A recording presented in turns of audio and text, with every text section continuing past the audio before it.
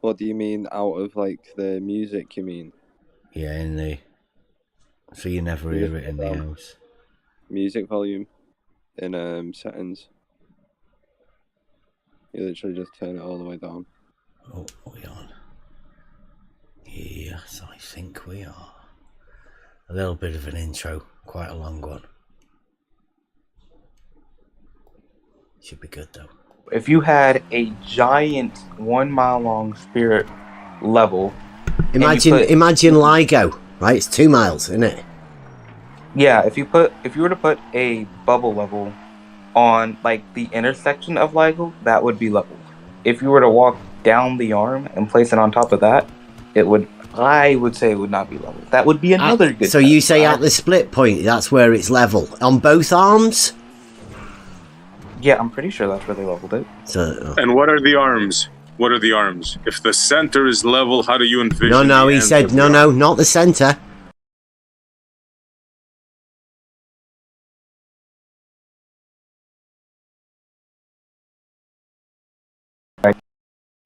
They're just gonna go straight, and this is in the engineering. The ends of the arms. At the end, you have the apex, and you have two arms running along, right? Yeah. How are they? Are they in the same level as the apex, or how do you envision them? Higher, lower? So at the ends of the arm, they had to pour more concrete because it was at a higher elevation. It's not what I asked you. It's not what I asked you. When the job was done, you have your apex, it's level. Mm-hmm. Either arm, how are they in relation to the apex? They're flat. Are they They're straight. They're straight. Yeah. Are they also Straight level? No, they are.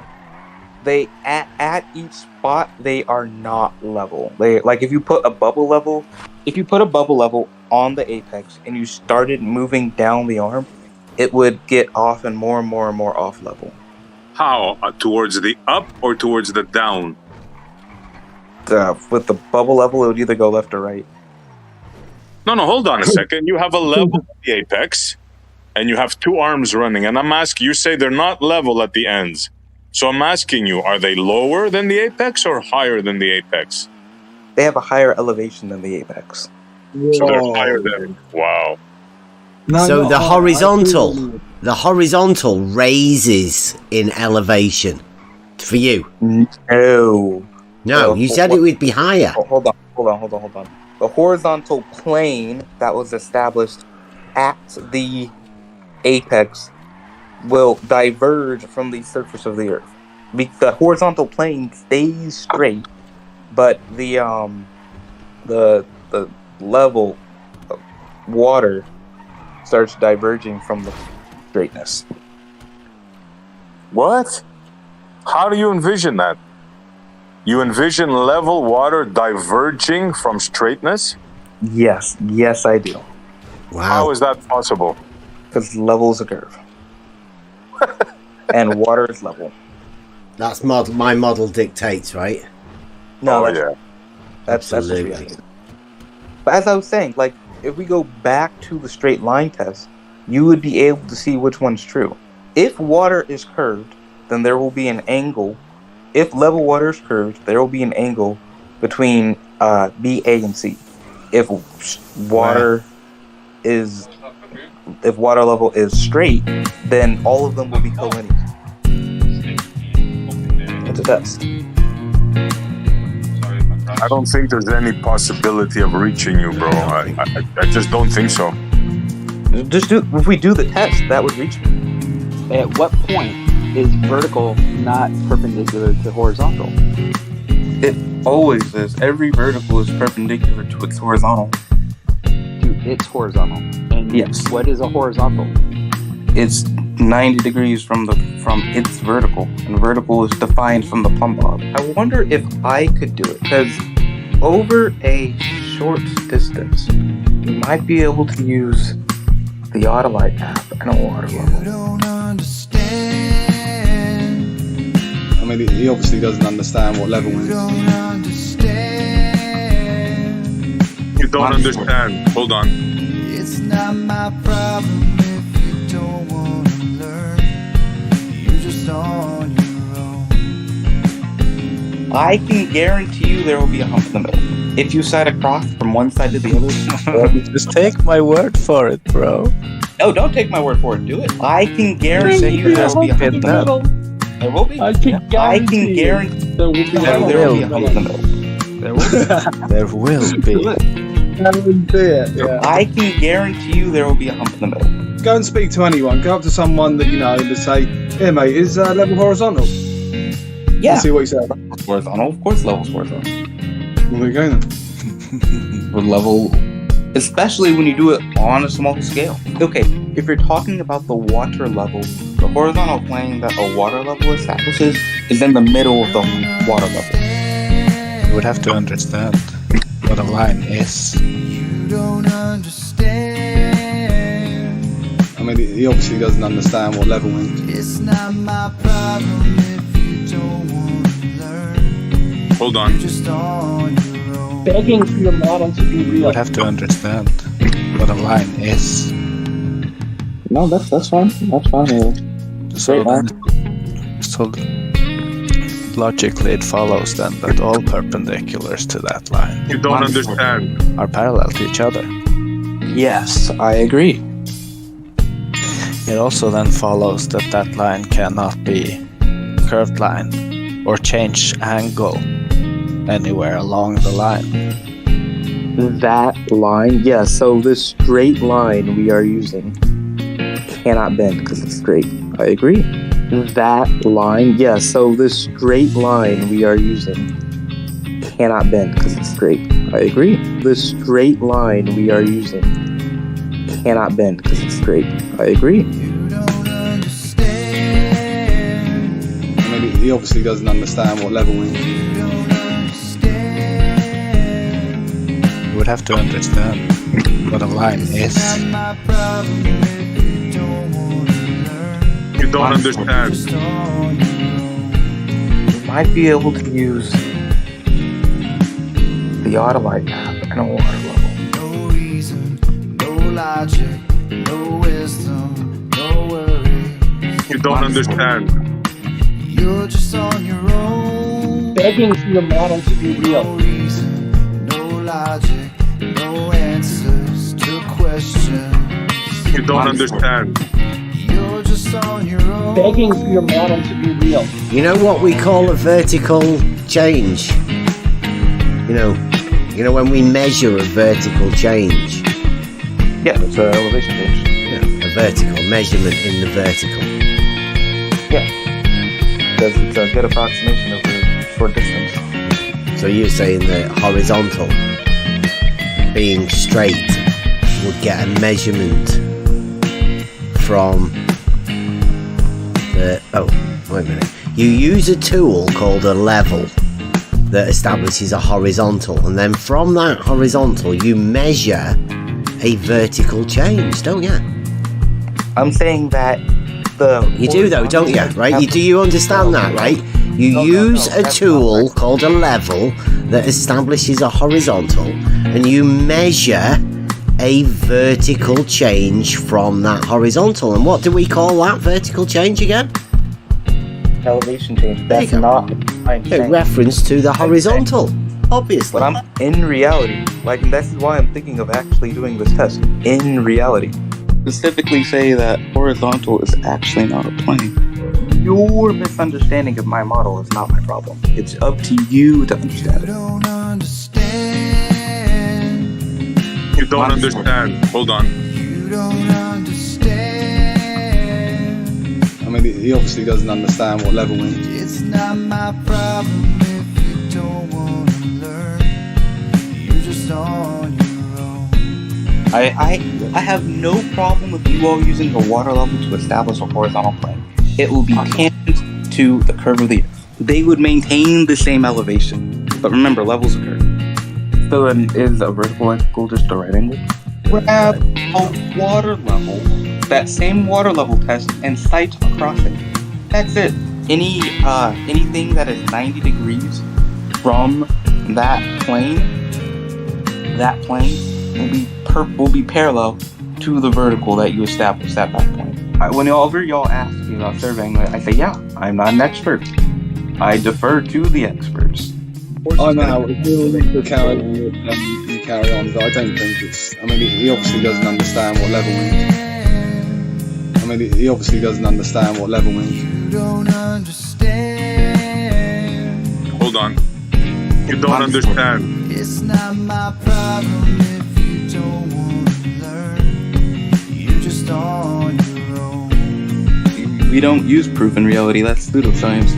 Or you can use it for math and logic. I don't claim to know anything about the thing. Have you ever held a water level? Have you ever held a water level? Have I held a water level, the tool? No, but it's a pretty simple concept. Say they're even so bold over there, you guys. They believe horizontals are parallel. Yeah. Have you ever heard of proof before? Like real Proof doesn't exist in reality. It only exists in math and theoretics. With your picture, then. Thank you. No, I'm not trying to prove anything. Hold on. No, I'm showing you evidence that the Earth is a globe. Prove stuff. No, I'm bringing evidence that the Earth is a globe. Hold on. Why would I try to prove something? That's pseudoscience. We don't use proof in reality. That's pseudoscience. That's pseudoscience. You don't understand. Hold on. You don't understand. You don't understand. I mean, he obviously doesn't understand what level means. It's not my problem if you don't want to learn. You're just on your own. My God. 22 years old. You're on the fucking internet talking to people about No reason. begging for your model to be No real. wisdom. No worry. It's bizarre. You're just on your own. Begging for your model to be No real. reason. No logic. No answers to questions. You don't understand. You're just on your own. Begging for your model to be real. He thinks the zero pressure state in the water is an arc instead of a straight line. Yeah. I'm not laughing at Trump. I'm laughing at the theoretical conversations. Hey, there's some people who think level is horizontal and they want you all to talk about. And also, yeah, parallel and vertical being 90 degrees from one another. And in math, typically when you establish a horizontal plane, in math, yeah, it's just one horizontal. Typical. reality to describe something other than. And we are live. Welcome. Logic night. My favourite night of the week. But I think we try a little bit of a different approach this time. Like a why logic type thing. We've been going over a bit of philosophy. Try and put a bit of that into it, but the idea of the why logic is hopefully to clarify an argument, so you can make it clear and the understanding of what exactly the argument is, and what is an argument, and what does a philosopher do. Get onto that in a bit. Go over a few other things that we've got to deal with first. Go over a video as well later, but Emma put us on to one from... I've not had to look at this. This is Mr. Cheswick. Has put a video out. Simon Dan's newest member of SEAL Team 6. I don't know anything about this, so I'll get it set up. So, Oh.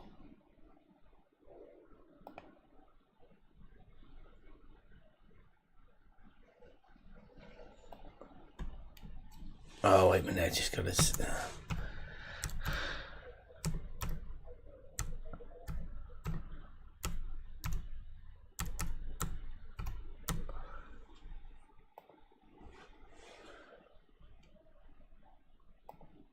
Oh, what? I've got this YouTube's messing us about with the allowing me on to... So, future. Right, here we go. So, Discord. Let me set this up. Main screen. There we go. Get rid of DP. We can have a bit of a chat about this. So yeah, you guys on Discord want the screen. There we go. Who is Simon Dan's newest member of SEAL Team 6? And transition over. Okay. So thanks, Mr. Cheswick. I'm going to go over this now, see what it is. It's only 1 minute 40. Let us know whether you can see the hear the sounds and all of that. So, the future of your channel. I see this, you keep hinting around with SEAL Team 6. So what is this? What is SEAL Team 6? SEAL Team 6, SEAL Team 6. So science, education and learning is the acronym. So it's just, the idea is it's a group of 6 YouTubers that basically stand up for science and stand up for reason and logic. And yeah, that's it really. I mean, I don't get much I want to say on it. The agent gets most of the say on who joins. He just takes my recommendations, and there's still 4 slots. So if you want to get your application in, Soundly. I might have to. I'll put my application in. Yeah, absolutely. Tell us about the agent, though. I was curious about him. Yeah, the agent. So he's a guy called Wolf. He runs his a channel that makes kind of comedy clips and things like that, and movie and like kind of little movies, small movies. He's such a great guy, and he's so talented. And I saw a couple of clips of his with this agent guy in, and I said we've got to work him into the videos, and he was more than happy to do it. So I said, let me write a few bits, and we'll go from there. And ever since then, he's been in the videos, and there's lots of ideas going forward. You know, we're going to increase the membership, so we'll get to the full 6, and then once we've got the 6, we'll think about what we can do from there. Wow, what do you think about that?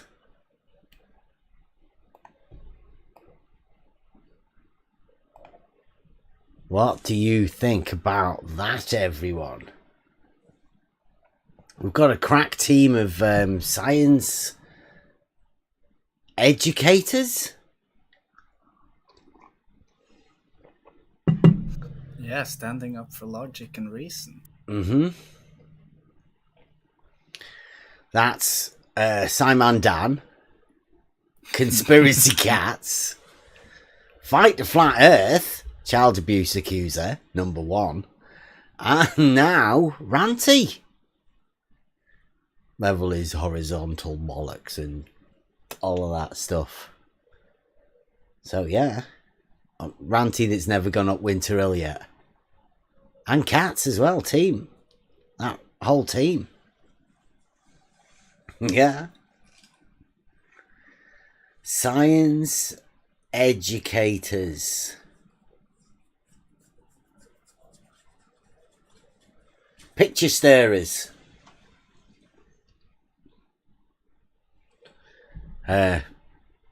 Diesel calculating globe earthers on submarines.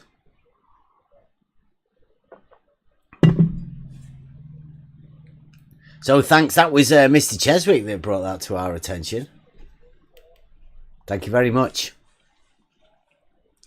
Are those open positions for anyone? Can anyone apply? It looks like it. It looks like it. Well, you've got to be part of the team, obviously. You've got to be accepted into the fold. And it looks like Ranty has been opened up a slot for him. He's an ideal choice, really.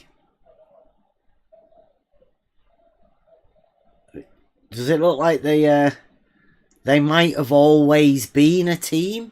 Possibly? I don't know.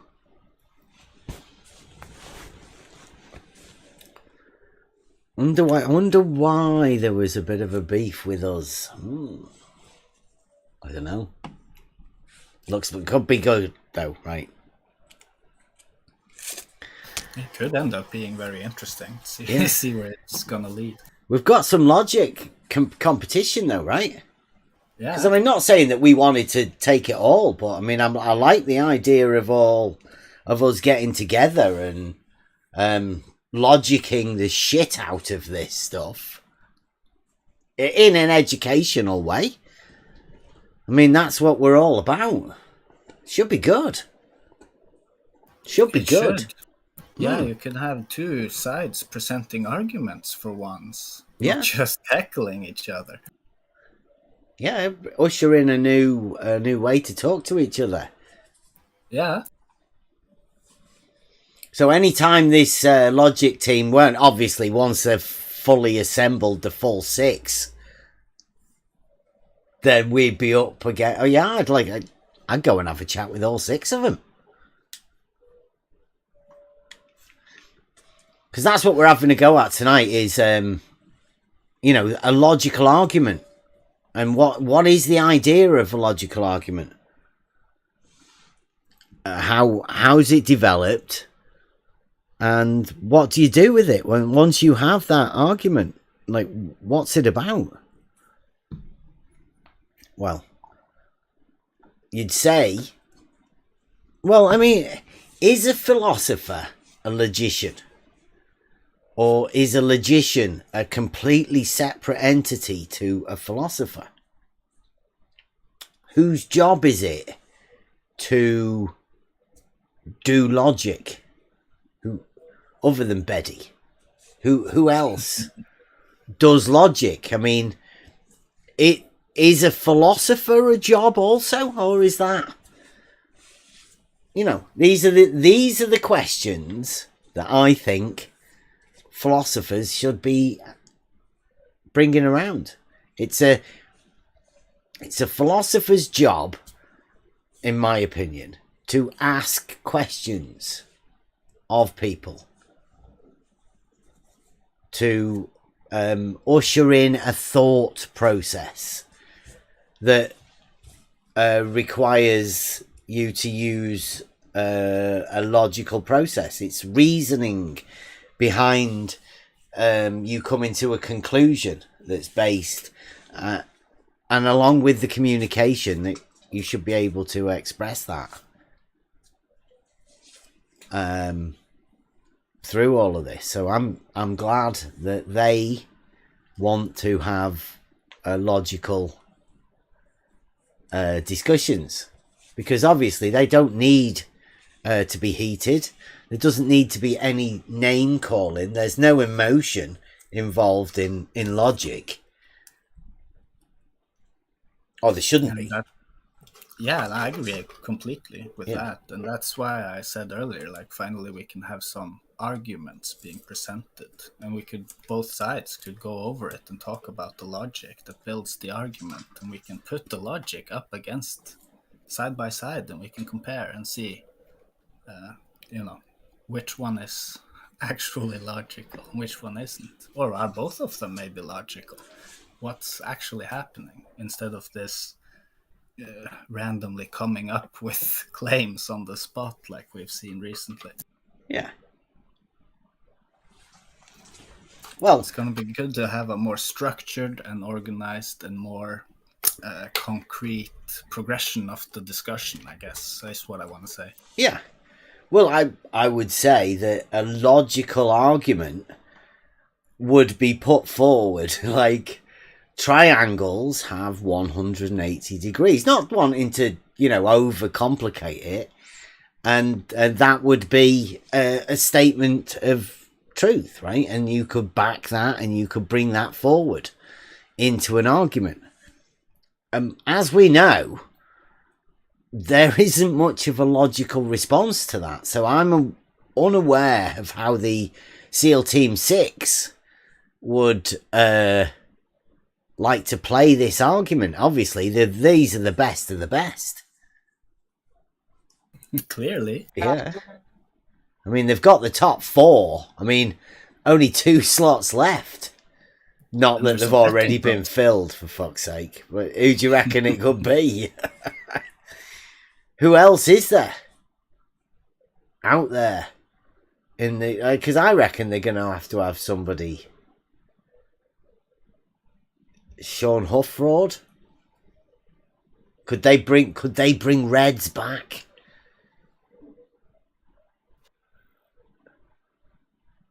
Could they be that bold?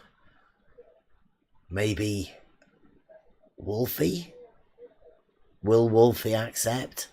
Would Wolfie accept? Maybe you might want to send in Wally.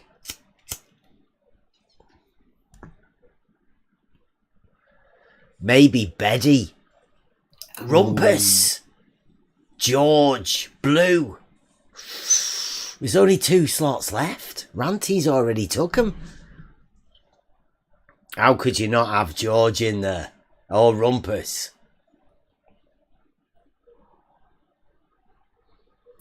I think George deserves one of them for the RBD phase alone. RBD phase, yeah. I mean, who else are they going to have?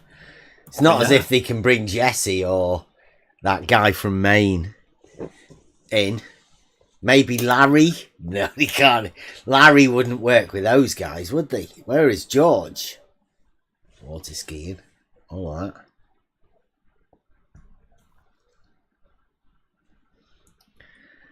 The simplification of an argument is what logic's there for.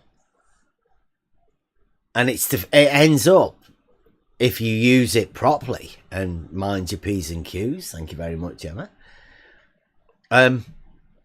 you could end up with a truth statement, sound and valid.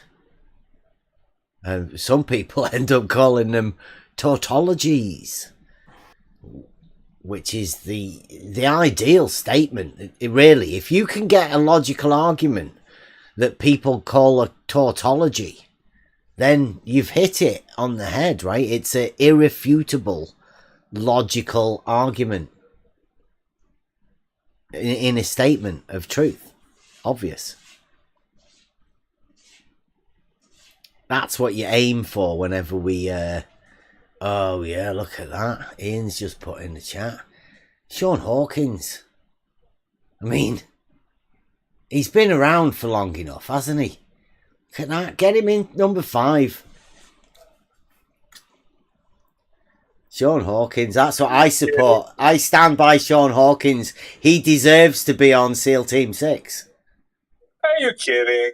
Sean Hawkins? No way. I mean, he knows the most about Polaris. And he's got a sextant. Maybe he can repair the mountain bikes. Maybe that's what 808 was auditioning for when he cut himself. Blood sacrifice. You never know. You never know. Not want to do a drama stream. But I don't Sean, want to help them out, but if I I'm- was them, maybe I'd go after some new blood. There's some new bucks out on the scene. No, you'd upset the old guys. There's only 2 spots left. Maybe you could have Blue Ops as the one of the team and encompass them all in the Blue Ops gang. Okay, yeah, that might work. You don't want to unbalance the order. Yeah. A poll on who it was. I couldn't work that out quick enough, but I mean, it might be worth. If anybody wants to put in who they think it might be as we're doing the stream, right? There's only 2 slots left, and who's good enough for Simon Dan? Simon Dan's obviously the top man. Team leader, Simon Dan. Can I jump in? I missed the beginning. Can you just let me know who the first 4 are? Obviously, Simon Dan, team leader. Right. Second, number 2, is conspiracy cats. And number 3, fight the flat earth. Child abuse accuser. And number 4 is Ranty. So that's the first 4 members of SEAL Team 6. They're all losers. Science educators for the globe. Ah, man, they don't even know what science is. This is a crack team of science. Logicians. Auditing the absurd? These guys are absurd. Wow, look, he's reinvented himself. Look where he's come from. Oh, what about that? Seek truth, speak truth. Since they've got Ranty in, might need a bit of computer power. I hope he's listening. If you're listening, Seek Truth, I'll have a chat with you sometime about when you get your PC done. I'm on mine. It's good. Lad's got his upstairs. The other lad's got his. Emma's is on the way. That'd be embarrassing if we could get 4 PCs sorted before. Never mind. Make that 5. Bev. Oh, DP as well. It's logic night. Yeah. We should get into some logic. It makes sense, logic, right? This, for them, right? Because we've brought this argument, not wanting to be big-headed about it or not, but Logos landed on our laps, kicked us up the fucking butt, to be honest. And now we're here. We knew that was the death nail for the globe model. The globe model cannot touch logic. So if you want to get into one of the best arguments around here, just come and talk some logic. If you want to find out how bad it is, try talking about logic in any of the other servers. See where it gets you with the globe head. It's like kryptonite. Logic is like kryptonite to the globe head. And that's going to be proved by them not being able to discuss it. Not once have we ever been able to have a logical discussion. We can make logical statements about geometry and vertical and horizontal, as we showed right at the beginning. We did say that would be the end of it. And now we're getting into the finer details of how to describe this, how to talk about things, how to identify what it is that we are talking about, identify the argument. You can identify the very thing that we want to be talking about, and we can focus in on it like nobody else can, because we're free to be able to do that. We don't have a model. We're not bound by a model. It gives us an extra freedom, and actually not being cared about a model. I don't give a shit about anybody's models. Yeah, and in my opinion, even the flat Earth is not a model. It's just a state of being for me. Yeah, you've took it on as a mantle, right? You've accepted a label that somebody's tried to give you, and you enjoy it. There's nothing wrong with that. Nobody should be bigoted against any group of people just because... That's right. Yeah. I should be a protected group. Yeah. Yeah, I mean, it's somebody's just... As an individual. I'm an individual flat earther, though. Yeah. And I should be my own protected group. You are Rob, right? Everybody knows you as Rob King, the flat earther. Thank you. Thank you.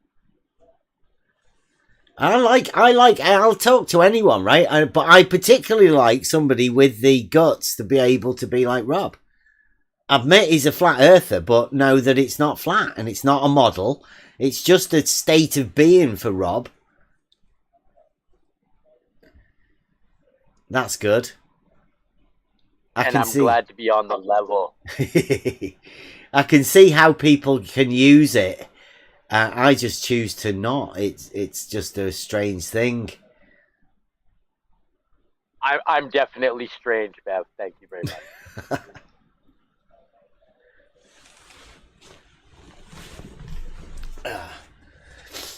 So, this logical argument is going to take a while, because it's a new way of discussing things. Trying to be clear about the argument. Now, we know that because of this, we get shunned. Nobody wants to talk to us because nobody can talk to us. Logic is the death nail for the globe model. If I didn't know that was true, I'd be questioning that statement. But we had Logic Night. Was it in October we started? September, October, November. Yeah. And yeah, when I thought Sarugaki was a globe head. Yeah. Yeah. And I went into that like, this is going to be really interesting. Let's talk about logic, just basics. Can we even make a logical statement at all? Just testing the waters kind of thing is how I went into it. And there were some Globers that came in and were really triggered about talking about basic logic, that it really had nothing to do with either model at the time. It was just logic that was the topic. But even that was triggering to people, and that was a surprise to me. I wouldn't have predicted that would happen beforehand. Yep. Yeah, I mean, I found, because Sarugaki did come in because he saw T-shirt logic. That's what drew him in. It was just the one statement that just happened to click with him, and he decided to come in and chat to us, and it's been brilliant, right? Because of that one link with a logical statement, there was a link within logic, and that just progressed. It grew, right? Sarugaki came in right at the beginning of when we were doing that as a new guy, and fitted in straight away, because that's what we were developing, a logical. In fact, it may have even been Sarugaki coming in to let us know that, what the logic stuff we were doing was working, that progressed it onto us doing a logic night. As it was for fun at the beginning, wasn't it? Like Sarugaki said, we were just testing the waters to see what would happen, because we didn't have a clue what was going to happen.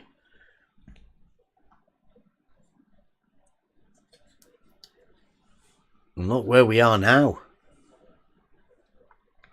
Still never having a Glober being able to come and talk about a logical argument. Not one. Every one of them shun it. They say that we don't understand geometry.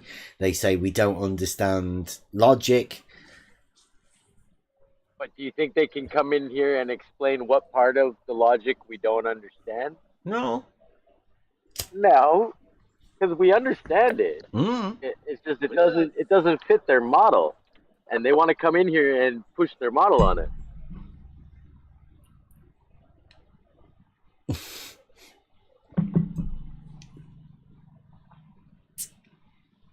Yeah. Yeah, Logic Night, we don't need Stone in here. That's ridiculous. Not willing to defend the globe. We would rather have a good one. Somebody who's able to talk about logic. I don't think they have any. There's no globgicians. There's no globe logic. That's an oxymoron, right? Let's face it. Globe logic is not logic. That's why nobody comes to talk to us about this. The globe has no logic. No globicians. Yeah. No globgicians. I tried my best. back in the fall, I tried. Yeah. He tried his hardest to make a logical argument for the globe side and failed dismally. That's why You're Rob not thought lost I was. enough, sorry. Yeah. Yep. Yeah, that's why Rob was convinced he was a glober. Because he tried and failed. at least he tried. That was like more than... I would like to see it, although I know it won't happen, but I'd love to see somebody try with a misunderstanding of logic and try and globe logic it. There is no globe logic. Mm-hmm. Same as there is no globe geometry. Yeah, that falls right in line with what I was going to say. Wait. There is globe geometry. They call it spherical geometry, but it doesn't exist, though. It doesn't really work. Yeah, it doesn't work in reality. It doesn't exist. Yeah, even conceptually, you run into issues with it. The 2D surface of a 3D object, like right there, conceptually, you're gonna have to scratch your head, I think. Yeah. Yeah, that's the globe affliction, which I'll get around to again tomorrow, or whenever we can do the trivium and all that tomorrow. I gave Rumpus a chance to provide some globe logic. He came in and presented sort of in detail what he was planning to do with his rect test. So I asked him if he could, come up with a logical statement to go along with his test. But that statement he came up with was incoherent at best. We would have to go back and look at it, I guess, but it was not a very good logical statement, let's just say. It was just more rambling from Rumpus, and that's the best globe logic that I personally have come across in a direct conversation with someone to this day. Yeah. At the time, earlier on, I wish I'd have known about it, but the paralogisms that you will often hear, right? It's what it is. The way paralogisms work, faulty logic, is you don't have a process. There's no logical formulation to end up. They just have the conclusion. They have what they want as the answer at the end. And then when asked how they got to that, there will be no answer because there is no logical process for them to end up at that. And that's where you get into these difficulties with people and talking to them, because there's no logical formulation behind what their statement wants to be. And to the point of we did it with definitions of words like straight and one and all of that to explain that sometimes there's an answer, but there's nothing there to back it. It's just the implanted information with some. That's where the fun starts. Yeah. When they start talking, when they start saying crazy stuff. Yeah. Yes. That's the best part at that moment. Yeah, so I think that's our job. And I'm going to call it like it's a philosophy, right? Your student of the philosophy should be looking for these inconsistencies and being able to point them out and ask questions of those things. Now, it's often awkward for people to engage in these conversations with these questions because they're challenging. That's what we're after. We're after the people. We know there's not going to be many people out there that can do that. But if you think you're one of those people that wants to be challenged with some questions, or maybe you have questions that you would like to challenge people with, come in. click the link on the Discord. Come in. That's what we're all here for, is for these conversations. Notice that every new person that comes in and talks genuinely helps the group in every way. Even just a flippant conversation happens and we go on a journey. Quite a few of us have been doing that recently. I've been a bit busy doing other things, but around us there are groups of people delving into areas that are amazing, and I'm lucky enough to be in the middle of it all the time, so I can get pieces of everything that's going on,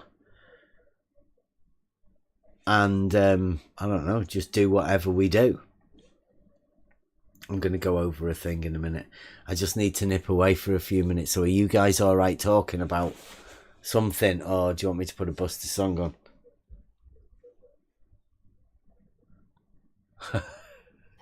Sounds like Buster. Yeah.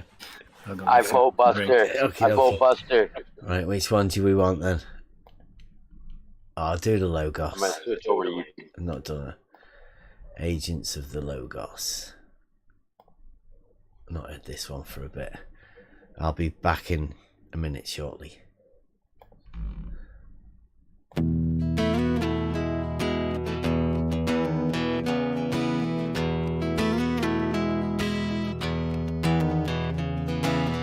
It's the echo in your brain. You know you can't sustain the misconceptions in your mind. One day you'll see for sure what all of this was for. Then you can leave it all behind. The journey begins.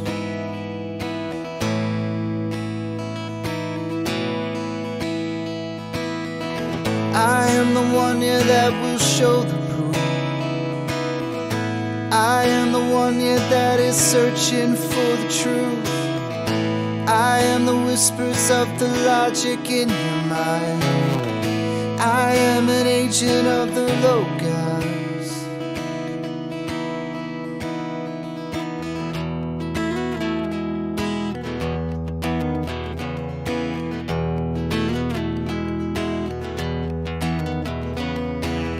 In the beginning was found this thing that cannot speak. It's how we all truly learn. It's only ever attained when one lets go of fear. So don't let wisdom pass you by. The journey begins.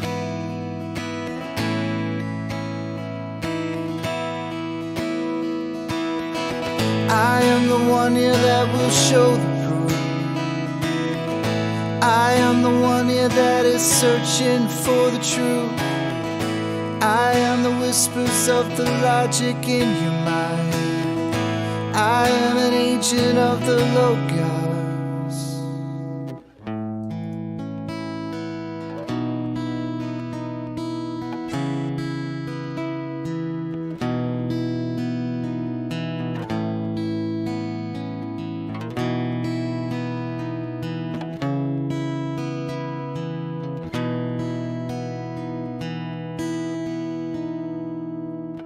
It was there all along. How could I never have seen this thing that's danced all around?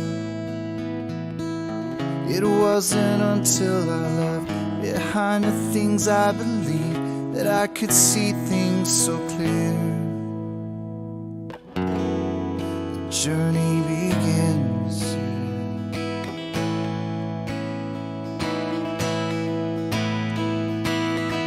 Become the one here that will show the proof. Become the one here that is searching for the truth. Become the whispers of the logic in their minds. Become an agent of the Logos.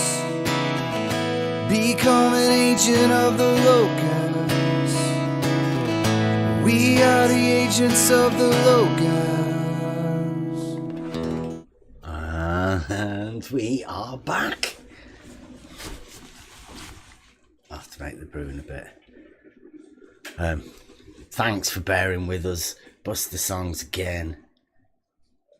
Doing loads. We're going to do Buster live sets over on GTA RP at some point soon as well. Gaming's starting to take up. Going to be taking over in the gaming side. Having a laugh. That'd be amazing. Go to a Buster concert in game. Yeah. Might be setting up a new record label and all of that, doing venues, bringing in musicians from all over the place, a few DJ sets and all of that. Maybe get some collaborations going. Yeah. Be good. Should be good. Enter into the gaming world. Come and get involved. Click the link. Come and join us. So, back to logic. The logic of the argument is what's put us here in a bit on our own. Now, we've had this happen to us many times, and what it only does is it means we are not distracted. We can end up focusing in on something with much more clarity because we don't get distracted by other things. We don't have people with non-arguments talking to us. The trolls have disappeared, which is absolutely great for us doing what we do with the with the logic. And hey, everybody knows that we're a bit different than everybody else. You'll either like what we do or you don't like what we do, or you hate what we do, but you still watch it anyway, which seems a bit weird. So I'm going to go over a video in a bit. This is from... I only seen this the other day. Nobody bothered telling us about it. Blue Marble Science. Not the actual model, Blue Marble. This is a YouTube channel that has gone by the name of Blue Marble Sciences. It's a globe science channel, and he seems a little bit obsessed with us over the past, I don't know, a few weeks. I'm going to have a look at his channel. I'll put my screen on. I think it's on this one.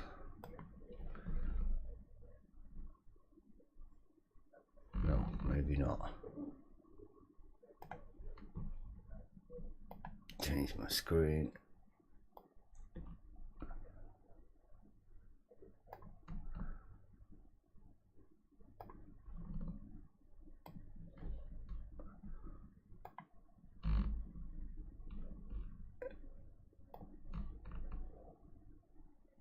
There we go. So, this is Blue Marble Science and his videos. Oh, is he live at the minute? Hey, shout out Blue. So he's got level isn't horizontal, level is definitely not horizontal, level isn't horizontal, level isn't horizontal. His live streams, I think his one tonight is just Blue Marble Live, so shout out Blue, because he's got 1 million subs. Did that one on yesterday. Shout out Blue. Well, we're going to go over this one here. Bev and LIGO. Me. I've not really had much to do with the LIGO argument or anything, other than me saying I think it's a perfect example of a Cartesian coordinate system, X, Y, Z, all being perpendicular to each other, horizontal, vertical, all of the perpendiculars to the plane that LIGO is on will be parallel. Just a very simple argument. How's that? Can you hear that? We don't need to hear his intro. Right, and I don't know, can you see that? I mean, that's disgusting, isn't it? He's lying. I don't know how many times I've said I'm not a flat earther, but I mean, I'll talk to flat earthers. I even started up the hashtag defend the flat earthers on Twitter. Check it out for yourself. Go and put it in there. Check it out. Hashtag defend the flat earthers. That was me. I did that. Started it. Because of people like Fight the Flat Earth. He's wanting to fight the flat earthers. I was just looking to defend them. I'm not one, but I'd still defend them. Anybody's got the right to say whatever they want. You have to justify any of the paradoxes and the contradictions, though. Thanks, Bev. Well, who's that? I got stuck on the YouTube, and you're saying you started the Defend the Flat Earther movement. Thanks, Bev. Appreciate it. Yeah. It's not much. It hasn't helped me, though, has it? Thank you very much, guys. Everything's working good. My boss is calling. I'll be back. All right.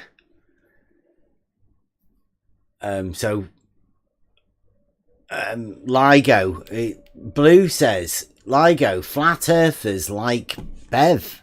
So if there is any flat earthers that are out there that are like me, come on in, let's have a chat. That should be great. I'm sure we could get on and talk about all sorts of shit that would wreck the globe model. Come on in.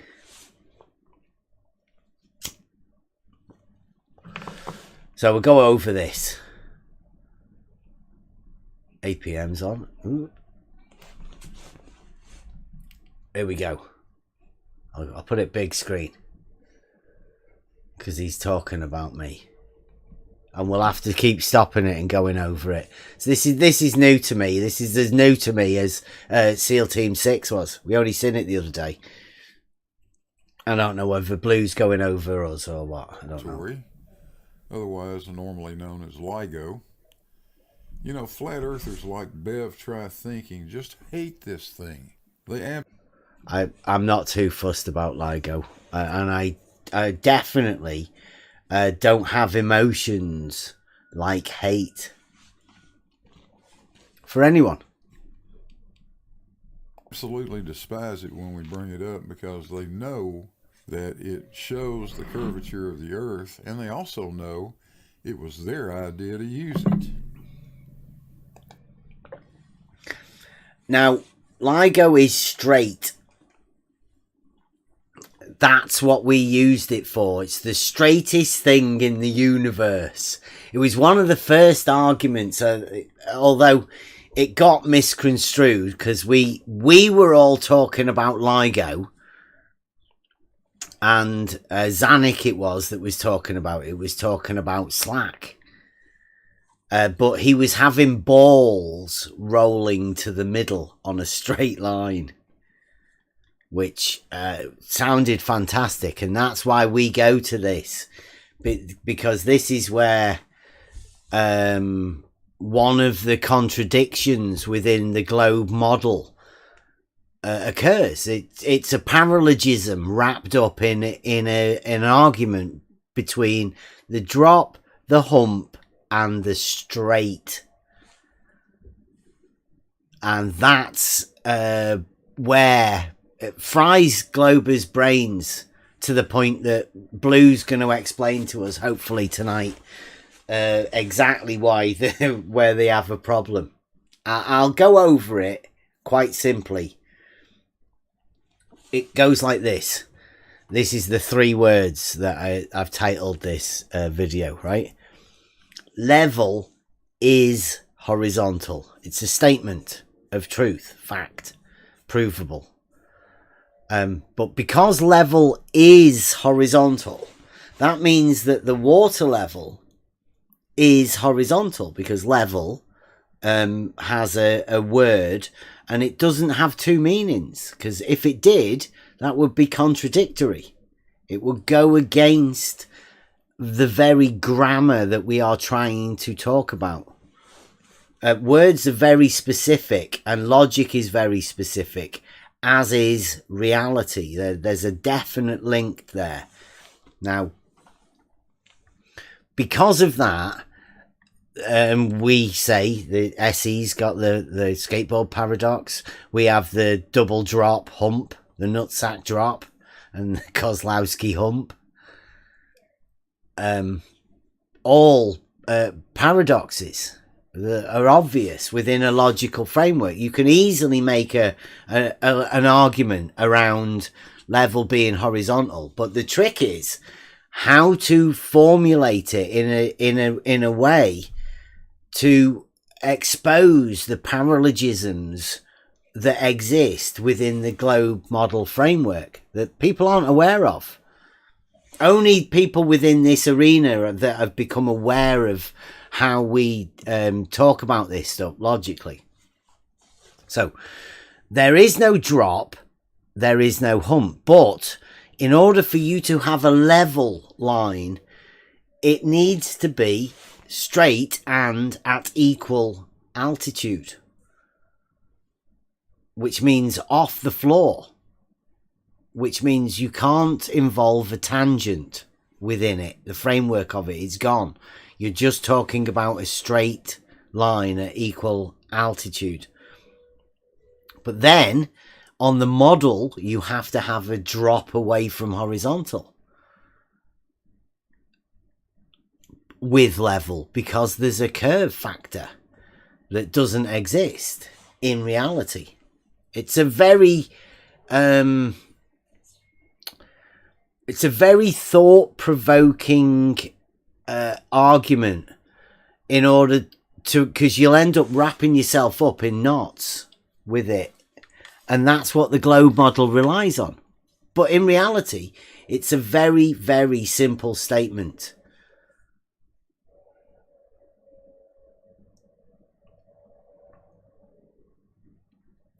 Straight lines don't curve. Water flows. Yeah, we know how water flows. Down.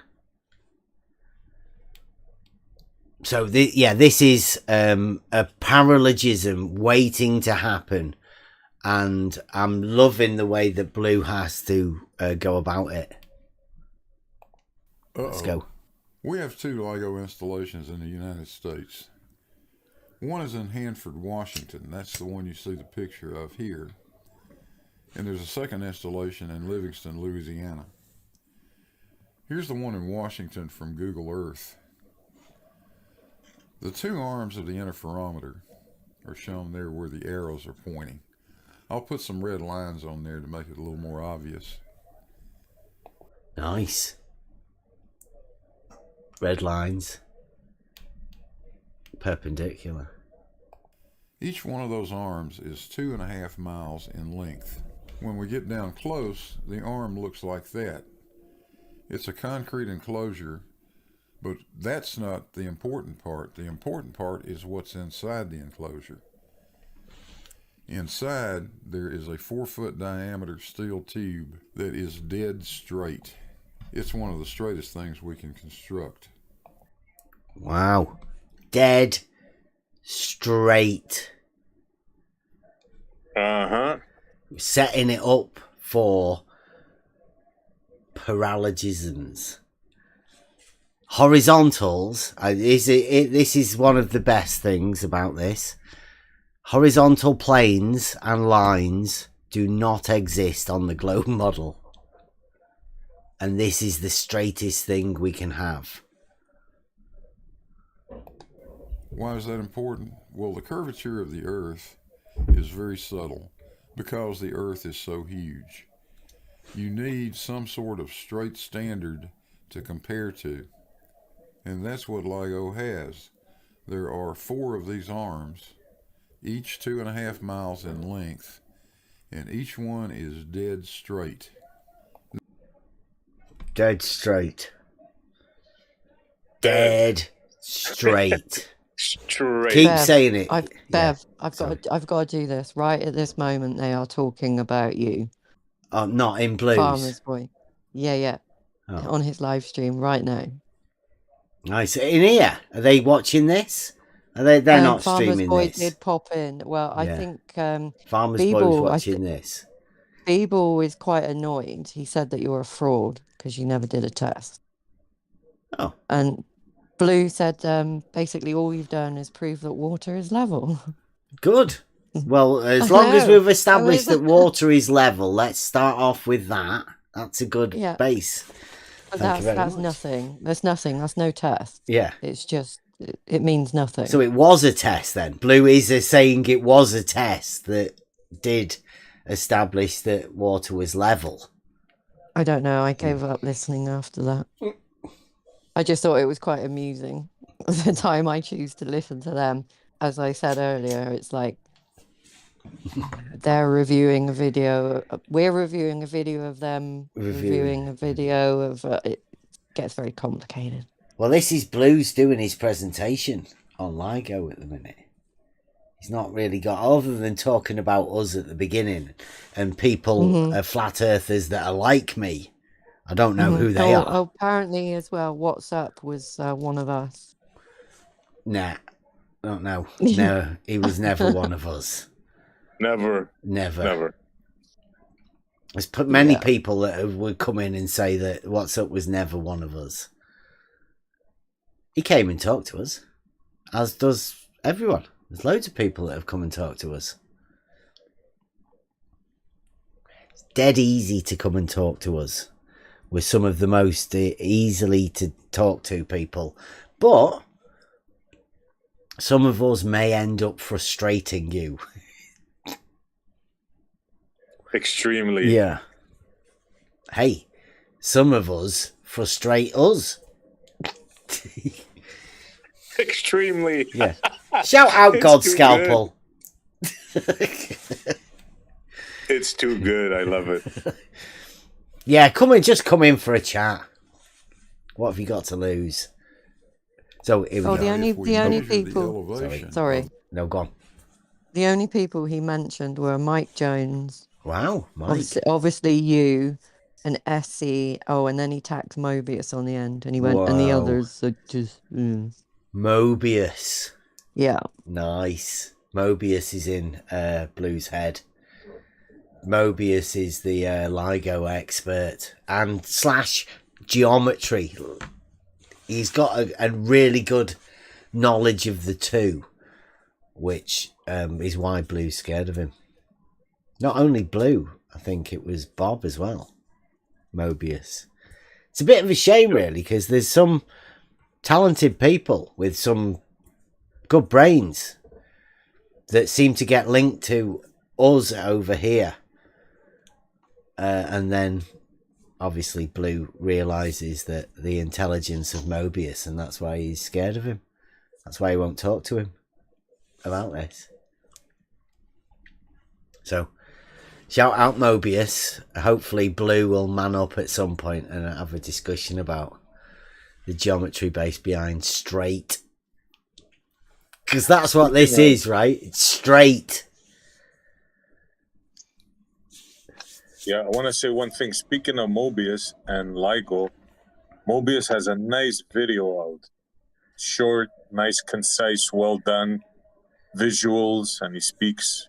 So you guys should check it out about LIGO. Yeah, that was a good times, that, wasn't it? The LIGO month or two, or however long it lasted. Before we got Rumpus shut out. and the mirrors. That was funny. Blue and the corkscrew mirrors with the ropes. That's why they don't talk about the inside anymore. Yeah. Just the straight lines, right? I mean, this, like Blue said, dead straight. 2.5 miles, 2 arms, perpendicular to each other. This is geometry. This is the stuff dreams are made of. Can I say something, please? Go on. I feel really left out that as the only actual flat earther on this server, Why don't they ever say anything about me? I don't know, Rob. Are you feeling left out? Right. Yeah, man. We need to get you mentioned. Do you want to join SEAL Team 6? We can put you in. You and Sean Hawkins. But it just. I think they got a couple of spots. Empty spots. Yeah, there's 2 free spots. Yeah. But this feels weird that they call you guys flat earthers and attack you on everything you say. Me being the actual flat earther, they ain't got nothing to say to me. Too good. You're Too the good, plain bro. old flat earther, mate. Yeah. Yeah, they can't label something that you've already accepted the t-shirt. No, but isn't it telling? The only flat earther here, and they leave him alone. Us, we say we're not flat earthers, and they attack us. Which is no problem. I mean, yeah, fair game. It's no problem. It's just weird. I feel a little left out. That's all. I might start. Yeah, well, Bev, you might start calling yourself a flat earther. Maybe it might work for you. Yeah, yeah. Just stop. You're too nice, Rob. I'll give you a tip. Make fun of Blues Donkey or something, or George. Start there. Yeah. So, have you tried telling people that level is horizontal, Rob? Well, yeah, I definitely stand with level is horizontal. And Wow. horizontal is a straight line. Yeah. Yeah. The Earth flat. The Earth's not flat. 'Cause Yeah. It's not two-dimensional. I don't know how he gets away with it. Unless you're Brenda. Brenda thinks it's 2-dimensional. Anyway. Yeah, here we go. We're only 2 minutes in. It's only a 25-minute video. Of that arm from, say, mean sea level, then we That means should this be could able to take see- hours. Yeah. There we go. See the curvature of the Earth at 8 inches per mile squared. The folks at Jacobs Engineering and Chicago Bridge and Iron who built this thing surveyed the concrete pads that the arms are sitting on. And we have that elevation data in the form of what we call as-built drawings. In other words, surveys of what is actually there on the ground. So let me switch to the Livingston site. This is from Google Earth, and this is the Livingston interferometer. It's good, isn't it? I like the Livingston one. Call that the Rikia LIGO. We're only going to focus on this arm up here at the top, that one. Oh, just one arm. That 2.5 mile arm. I know which arm this is as well, because I've seen this. This is the Blues wonky arm, isn't it? I really hope this is the one. Is that a right angle? Is that a right angle there? Yeah, perpendicular. The arms, yeah. He said one of them's the east arm, and the other one's the west arm. You remember that, Rob? Oh, Yeah. The east arm and the west arm. Yeah, perpendicular, as always. 90 degrees. Yeah. You know, east and west, 90 degrees to each other. That's not logical. Can you remember that, Rob? I went over it the other day, a video where Blue was saying that, and you came in, Rob, and went, "That's not right, Blue. Come on." That's ridiculous. Stupid. Yeah, That's a start, Rob. one Keep of it up. these Keep arms it up. has a 4-foot slope, but it goes up and down. It's really weird, the elevation. The southwest arm is almost dead level. Southwest. It makes it very easy and very quick to analyze. Let me show you what I'm talking about. It's almost dead level. If we look at the elevation of the arm at the vertex, and I realize that's on the left-hand side of the profile drawing here, the elevation drawing.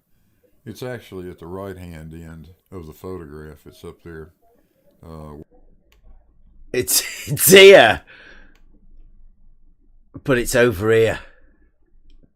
This bit here is over here at this end. Helpful, isn't it? Yeah. Yeah, it's not to confuse you or anything. Don't worry about that, Blue. I mean, would it be that tricky to swap it round? No, I wouldn't say so, no. But, hey. Where it says untitled place mark. That elevation is 64.05 feet. 64.05. I don't know what sort of margin of error he's got there with the 64.0, and it's only gone to 2 decimal places, where I don't know, I'm pretty sure we've had discussions that that's not really enough, and how can you be sure that what that means is 64 point whatever. But yeah, that's the elevation there, he says. Put that in there. The other end, down here on the left-hand side, has an elevation of 64.06 feet. We'll put that in.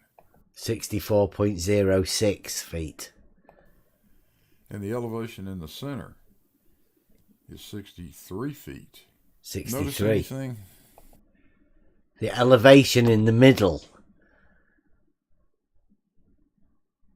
is less, more. Where's he measuring it from? I'll do it again, right? Here we go. 64 point. Where it says untitled place mark. That elevation is 64.05 feet. 64.05. Remember that? We'll put that in there. Put it in. 64. Always put it in The here. other Like end, that. down here on the Over left-hand here. side, has an elevation of 64.06 feet. We'll put... Right, so there's a difference of 0.01 feet in elevation of this end and this end at 2.5 miles away. Yep. So no difference, really. Straight line from one end to the other at 0.01 of a foot difference. I mean, that sounds great, right? That's what you'd imagine. Straight line, elevation, boom. Lovely. that in. And the elevation in the center. And an elevation in the center. 3 feet. Notice anything? Notice anything? Anybody notice anything here? You got a foot out, I think. It's like, what the fuck's gone wrong with surveying? Something, there's a foot difference in the middle. 2.5 miles with 1 foot, 12 inches difference. And a hump. But it's a straight line. The Aztec drawings. It's a straight line, supposedly.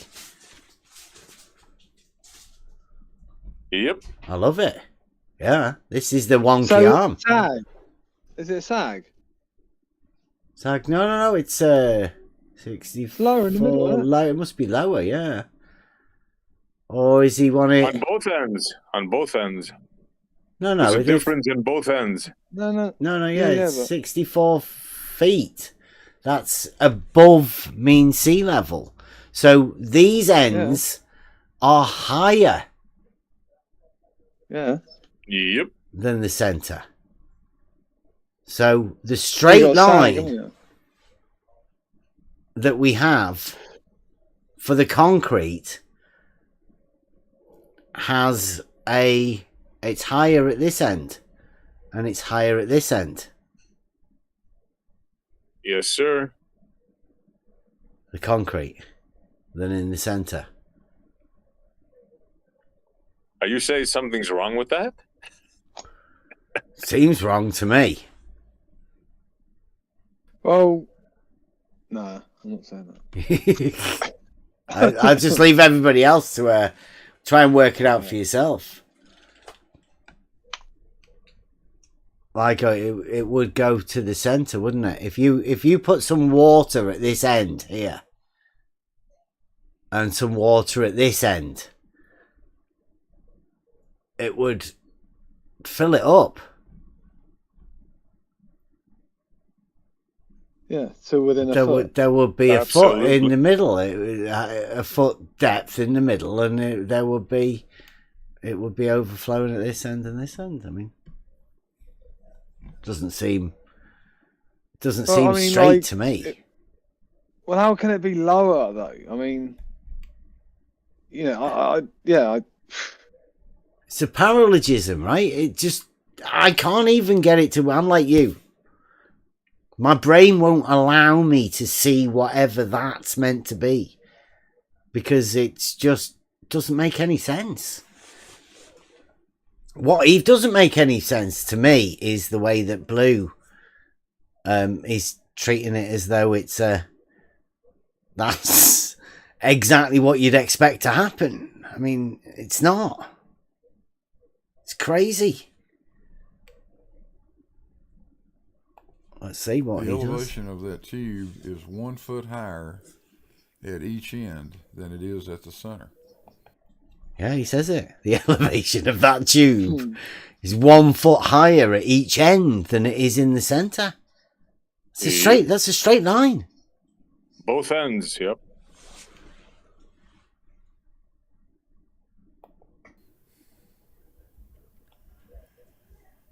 Oh, wow, look at this. This is what we expect on the Earth. What? We know the Earth is going to fall away from a tangent line at the rate of 8 inches per mile squared. Wow. Nice numbers, Blue. He said we know. Right? Say that again. That's nice, Blue.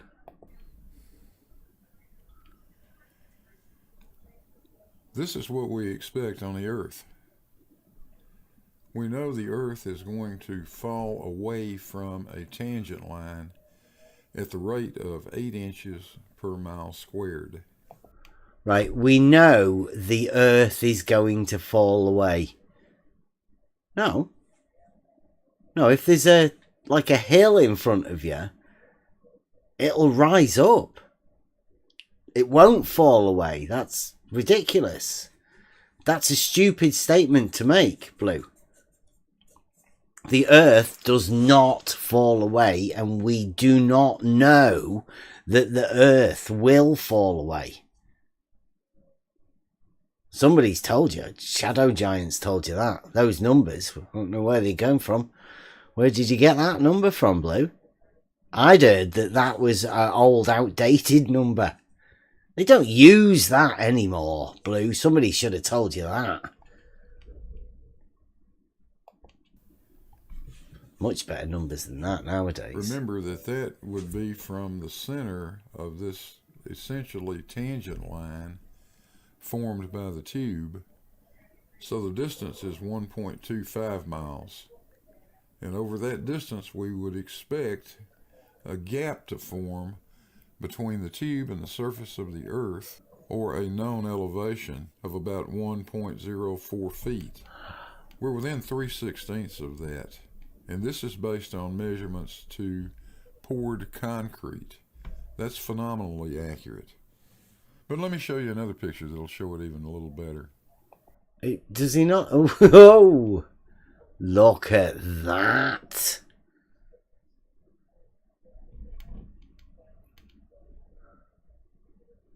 I wonder where the horizontal is there. The blue tube is the LIGO tube. Now I've put those elevations in.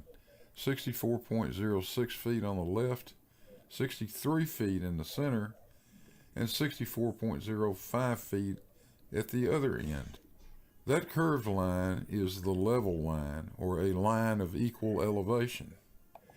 He's drawn a level line, and it looks like a circle. Like it looks like this. This is he's drawn a level circle. I'm not so sure about that. It seems like a model affliction to me. How's the volume doing? What do you mean the volume of the stream? How's it? I can't turn the volume of that up or anything, guys. I'm not too sure. Is that okay, or is the sound bad for Blue? Or is that Blue's sound? Do you want me to turn it? I'll see if I can turn this up a bit. But you'll have to remind me to turn it up. That means that point is 63 feet, just like the center is. And that point is 63 feet, just like the center is. The difference between the end of the tube and the elevation of the level line is 1.06 feet on the left and 1.05 feet on the right. This is sometimes what people call drop, and it does this on every one of the LIGO tubes. Now let's listen to the feckless cretins of the try-thinking crowd as they desperately try to find something wrong with LIGO. You like that drawing? Oh, he's going to talk about us? Yeah. Nice. Oh, yeah. But he won't mention me, I bet you. Oh, this is the old one. It's QE's in the room. Mobius, OLM, Mr. 42. I think this is when we were over at Blues. This is old school stuff, Blue. Blue's bringing up LIGO from the old school stuff. This is when I got banned, isn't it? I get banned for recording this. And on his server, and now he's using that recording that he banned me for doing to get content for himself. Jolly good. Well done, Blue. Is that the one? Yeah, wow. It is, yeah.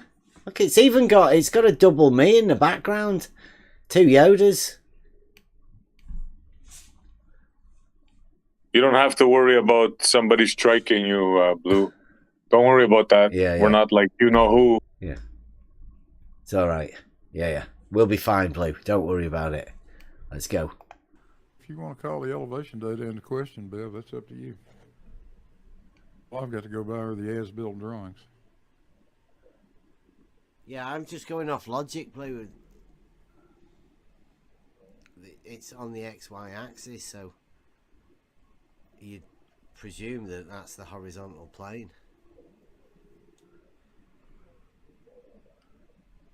Me, anyway. Talking about LIGO, a good old favourite. I thought I'd chuck this one in for Mobius. Hopefully Blue might want to inject the conversation. As we're talking, it always comes up. If you're talking about water level and horizontal, then you have to bring in straight. And how can you not bring in the straightest thing in the universe? When did I do this? This seems like it's pretty recent, isn't it?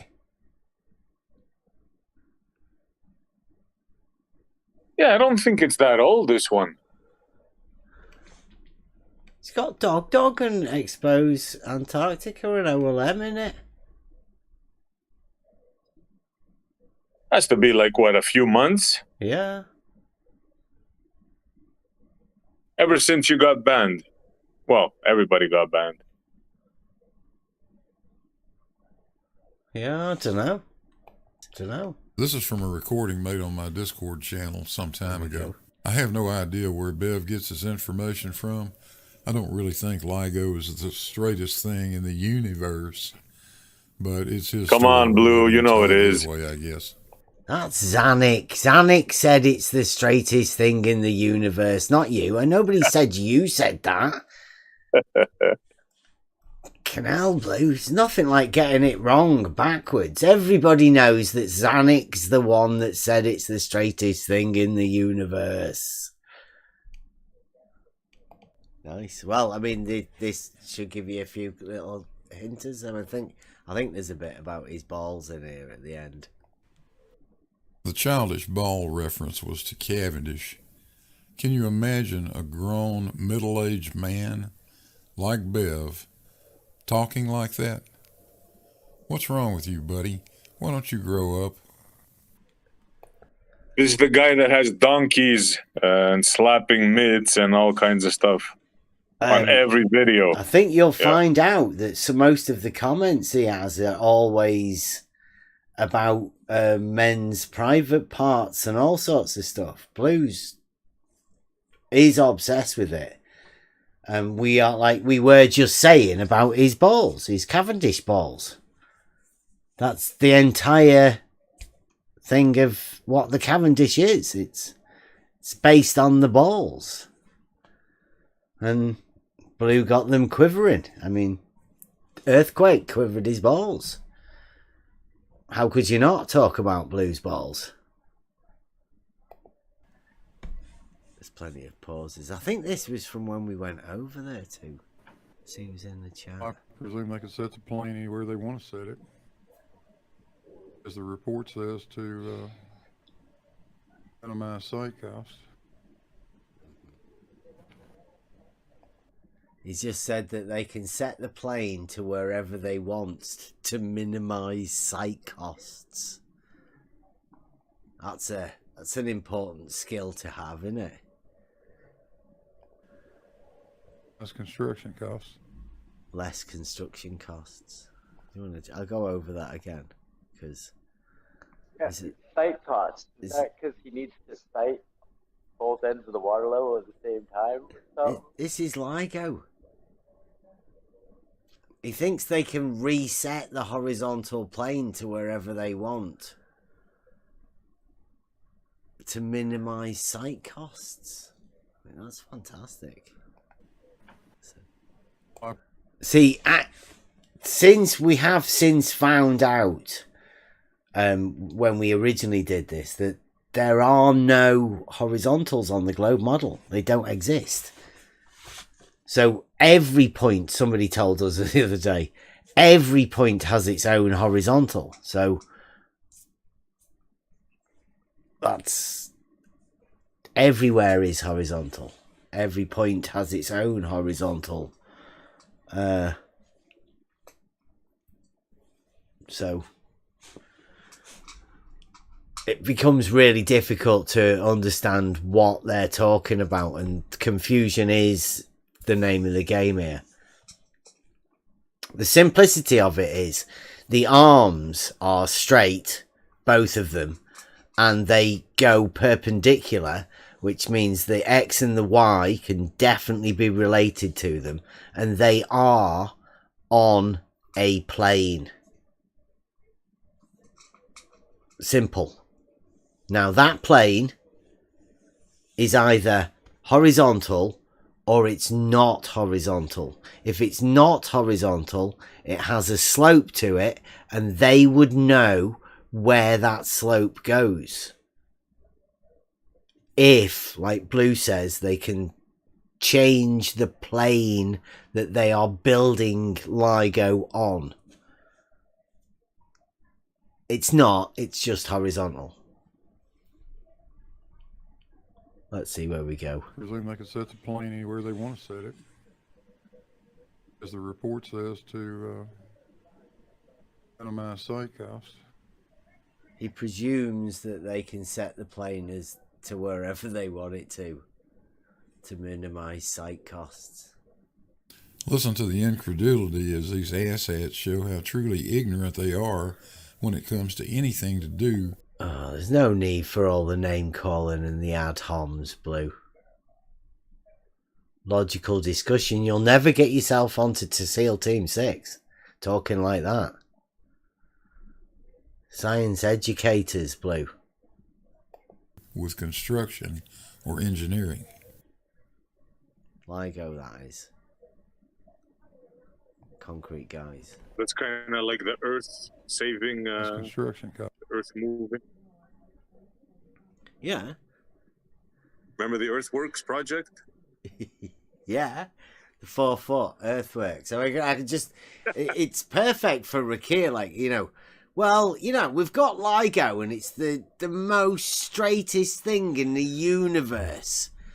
Do you want it anyway? Well, I mean, just save on site costs and put the plane however you want. They're like, well, we are in Louisiana. It's like, yeah, I know, but You know, 4 foot's 4 foot. If we pile up some dirt over there, that should do it. No? Yeah.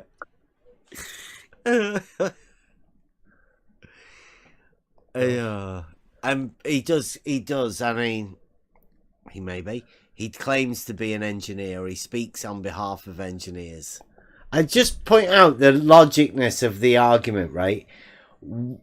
For saving for site costs at Rakir's LIGO, they saved 4 foot of earth moving. So one of the arms has a slope of 4 foot to it. Now, it's obviously not the one arm that he's just shown us, because that has 64 feet at one end and 64 feet at the other end. That's level at least from one end to the other. So the 4 foot saving must be on the other arm. Only one of the arms slopes down 4 foot. Which doesn't seem right to me. For a project like LIGO, why on earth would they do something like that? And then put it in the as-built? No wonder Blue likes to mess about with one of the arms, because the other ones have got the 4 foot slope on it. Shout out Blue. 4 foot. Rakir Earthworks. Nug Life Earthworks. Loving it. He claims to be an engineer. You got Earth, if we'll that was your move it. attempt at an insult, Bev, it didn't work. When I was talking about LIGO, I was not just talking off the top of my head. I read this report, and you'll notice that it's been written by people like Caltech, Chicago Bridge and Iron, Jacobs Engineering, MIT. It's got some That's good a pretty stuff. impressive list. Yeah. Let's skip down to page 8. Oh, 8 to 8. I'm going to read this paragraph. A global coordinate system denoted by subscript G, specific to each LIGO site, was defined, in which the x hat sub G and y hat sub G are aligned along the interferometer arms, and z hat sub G is normal to these axes. You learned some new words. Now, I'm sure I probably could have been speaking Klingon, and it would have made the same amount of sense to you, Bev. He put some hats. Is that what they call them? I've never known that. Puts hats on them. Nice. But when we say x hat, we're talking about a unit vector in the x direction. That's not all that important. Let's move on to the next sentence. What, in the x-axis? G in the x? Really?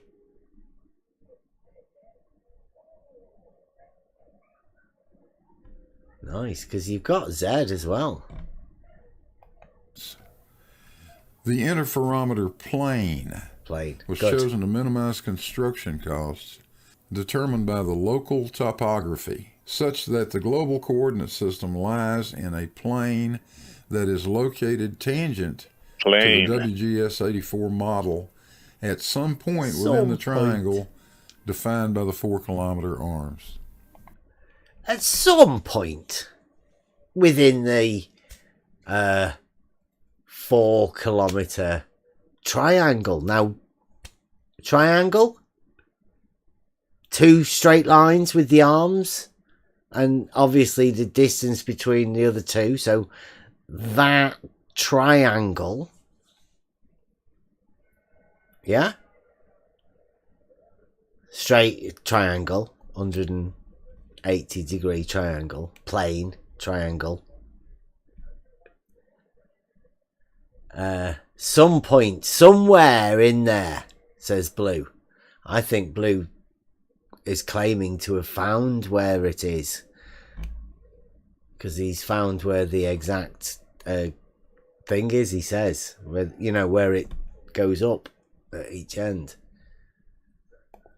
Did you catch all that? Let me call your attention to part of that sentence. to minimize construction costs determined by local topography. Yeah, logically, to minimize construction costs determined by local topography. Well, within the local topography, you find the best place to do it that would minimize construction costs. Makes complete sense to me. What do you think that means? That means that you should just find the best place to do it. If you're given a massive bit of land, you go to the bit where it's easiest to do the job that you want to do. Yeah. It's And very, keep in mind, very easy. keep in mind they were on a tight budget. They only had $1 billion per site. Yeah, I mean, this is only LIGO, right? You know, big, massive government, university-funded experiment, supposedly one of the biggest things ever. So, yeah, but it's nice to know it's a plane and a triangle, and it's good to know that you've done all of that. To know that he saved on the construction costs is also good. I'll tell you what it means in a very few words. Let's don't move any more dirt around than we have to. Let's take a look at the local topography and see how we can situate a tangent plane that doesn't require us to make any more site modifications than we absolutely have to. It's a matter of economics.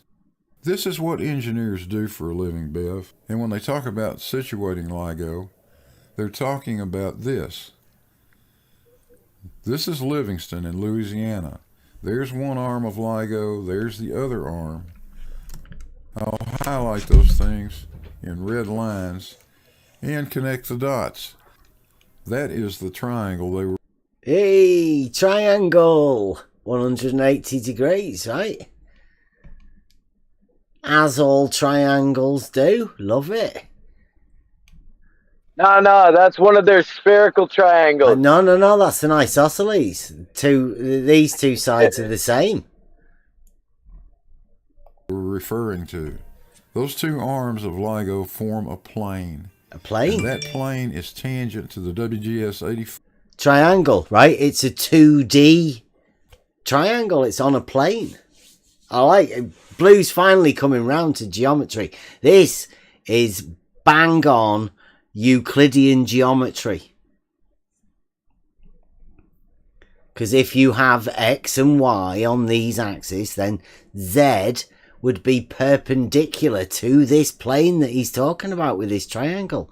That's what I'm talking about. When I talk about this LIGO as an example of Cartesian coordinates, this is exactly what I mean. It's a triangle with 180 degrees. Those two arms can be called the X and the Y. They are perpendicular to each other, as are the lines on graph paper. But then the plane that Blue is talking about, the two-dimensional figure of the triangle, will have all of the perpendiculars to that plane being parallel. Geometrically true. Now, if that plane that triangle on is horizontal, then all of the perpendiculars to that plane, horizontal, will be parallel. I'll leave you to work out what it is. At some point within that triangle. I'm not just making this up. This is actually what they did. This is what... Not making it up. They actually said that at some point in there, it's tangent. Despite the fact it's about 60 odd feet above the mean sea level. So it can't actually be a tangent to anything.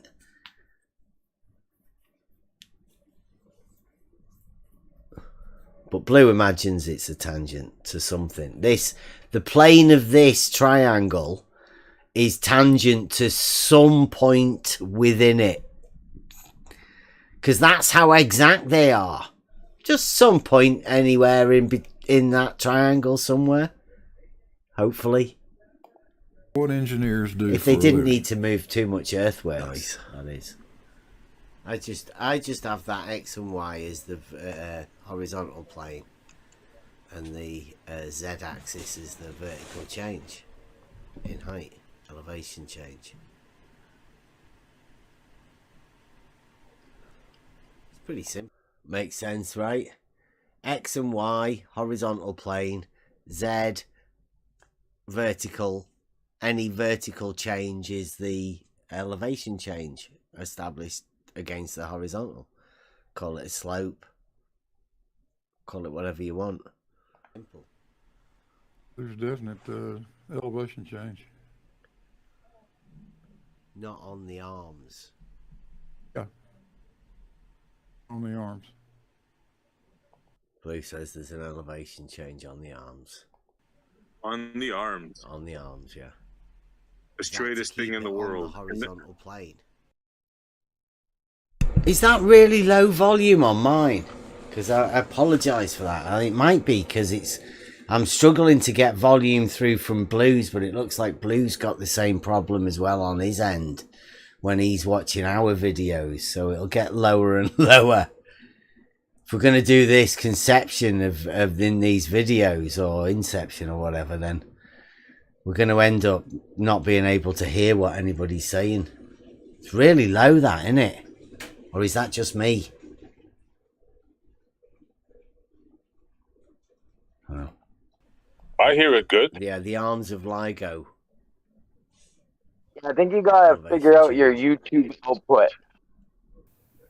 Yeah, an elevation change. You can look this up, you know. All you have to do is Google LIGO as-built drawings, and you can get every one of those things. Here's a section for the southeast arm at Livingston. Oh, here we go. There is the end elevation of it, 60.03 feet. Let's put it down there. Now pay attention. The vertex we already know is 64.05 feet.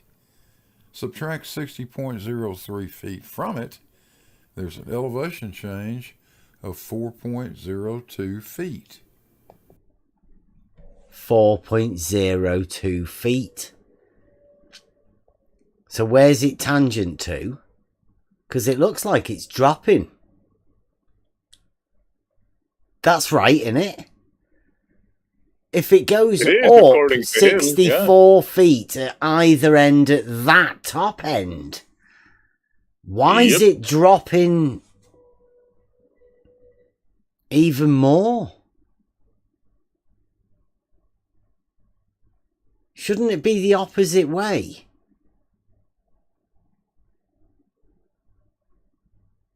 I mean, I'm just saying. Questions you have to ask yourself. Why would it be less?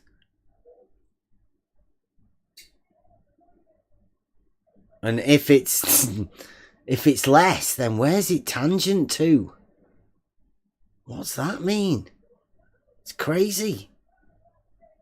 I'm not too sure anybody's ever worked that out. Can't believe he's bringing this up again. Yeah. And look at... This is lower in elevation. Yet he's got that middle bit there lower. Yeah, it's fantastic. Look it up for yourself. If you don't believe me, pull up the drawings and have a look. I can read the numbers, but it sounds ridiculous. That's what the problem I have with it, Blue. Find a plane. That plane could be tangent. The Earth. You think somehow we don't understand what he's saying? Yeah. So specifically, it's somewhere within the triangle formed by the vertex and the two ends. Ever identify exactly where that is? They never identified exactly where it is. A movable horizontal plane. That's the way I have it. That was SC Montreal trying to beat Bev in a foot race to the top of Mount Stupid. No, it's not movable, SC. They just don't identify where it is on the drawings. It's not important information. I didn't... So are we, Blue? What? The horizontal is not important information to know about elevation, states Blue not. Marble Science. Thanks for that, Blue. Yeah. Nice one. Really look for it. It may be in there someplace. I just didn't notice it. Perfect example of Euclidean 3 space. Yeah, so I'll put the picture up and then there's a massive pause again. Zip. So you guys don't have that? Like, I'm just reading your chat.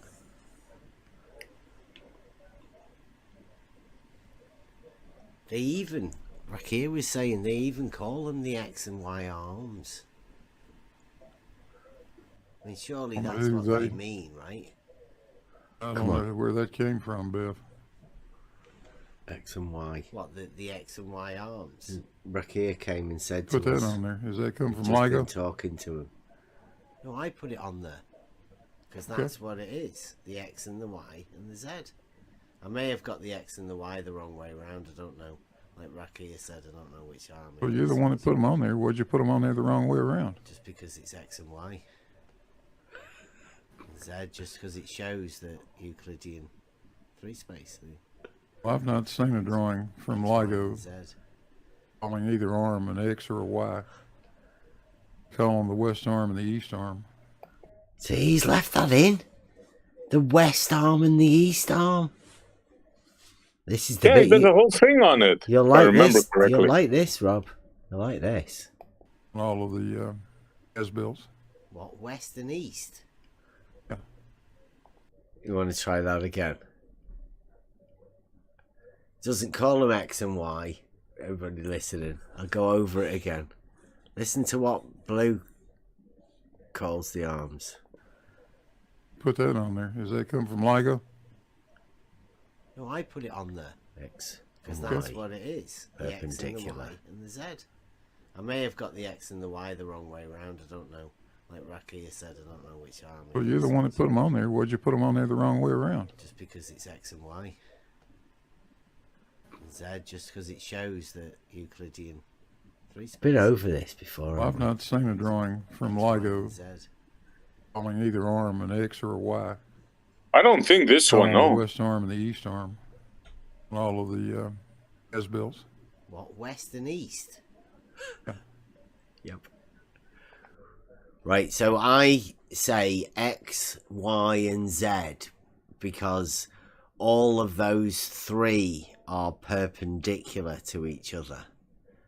Right, and I don't think last time, I'm not too sure whether I say this, is if those lines are the reason we chose this, well, it became available as a perfect demonstration model of if those lasers are within those things and they are straight, then X and Y are perpendicular to each other. They have to be. So this is an X and Y perpendicular sort of situation. Two straight lines that are perpendicular to each other. Now, the laser beams that are within these tubes are bouncing backwards and forwards. So that means that the mirrors at either end of these bits, in order to flow the laser backwards and forwards, has to be perpendicular to the laser. So that gets to show the z-axis. So this is the perfect demonstration of Cartesian coordinates, straight line, x, y, z, perpendiculars. Doesn't get better. Yeah, there's no better way to graphically, in reality, explain X, Y, Z Cartesian coordinates than this.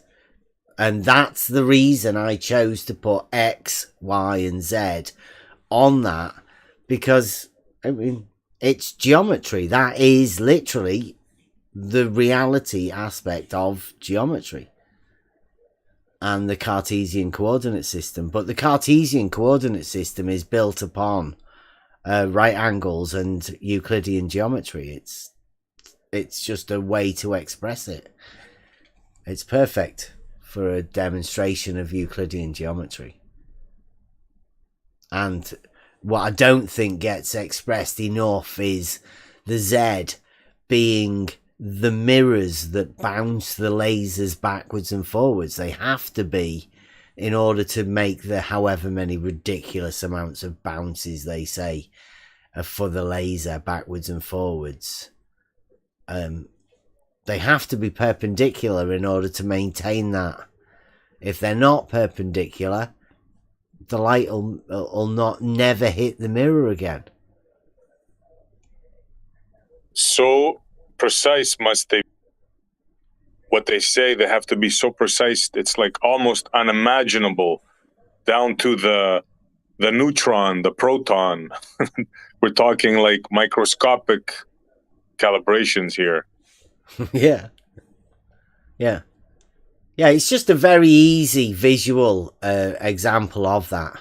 To which Blue has said, no, they call them the East and West, because everybody knows East and West is like this. Makes sense in a frame of reference, and that's why I call them X and Y. And I'd called them X and Y, but I can remember Rakia having a conversation with one of the guards or somebody in the office, and him saying that they referred to them as the X and Y arms.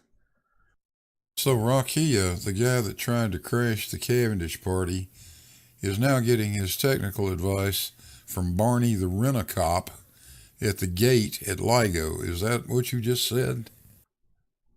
Just a Rent-A-Cop. Oh, Blue!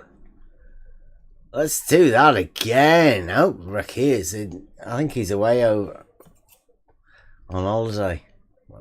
Conversation with one of the guards or somebody in the office, and him say, yeah, like Rakia has been there and he's talked to a lot of people, and we've heard of a lot of conversations that Rakia's had. I was just saying that Rakia had been and had a conversation with, I don't know whether he was trying to book a thing, and he got to talk to the guy that was doing the repairs, or he got into a lengthy conversation, and in one of those conversations he just happened to say they called them the X and the Y arms, because I mean, why not? I remember perfect sense. Yeah, I remember Rakia saying that he had a conversation, and he told them at the time it was closed because they were putting on an additional building or something. Yeah, they were doing the modernization and upgrading it to do something else, another arm or something. Yeah, something like that. I don't remember exactly what it was. Yeah. Saying that they referred to them as the X and Y arms. So Rakia, the guy that tried to crash the Cavendish party. Right. No, the Cavendish party. Is that what he's labelling it now? Blue was billing it. The one that he invited Mike to. That one. The one that Blue invited people to come to. Is the one that he's now saying is a Cavendish party. He was having a party, and maybe Buster, a bit intimidating, right? Knowing that Buster was going to go and meet Rakia there. It's absolutely childish, Blue. Get a grip. Is now getting his technical advice from Barney the Rent-A-Cop at the gate at LIGO. Is that what you just said? No, Blue, that is not what I just said. It just makes sense because they're perpendicular. That's X and Y are perpendicular. Blue calls them. Try it again. Calling either arm an X or a Y. Calling the west arm and the east arm. The west arm and the east arm. Genius. Because everybody knows that perpendicular is often referred to by the people at LIGO as west and east. Because, I mean, it just makes sense that west and east are... I don't know. Blue will explain it to you. Here we go. Come on, Definitely Blue. Makes sense, though, right? Somehow.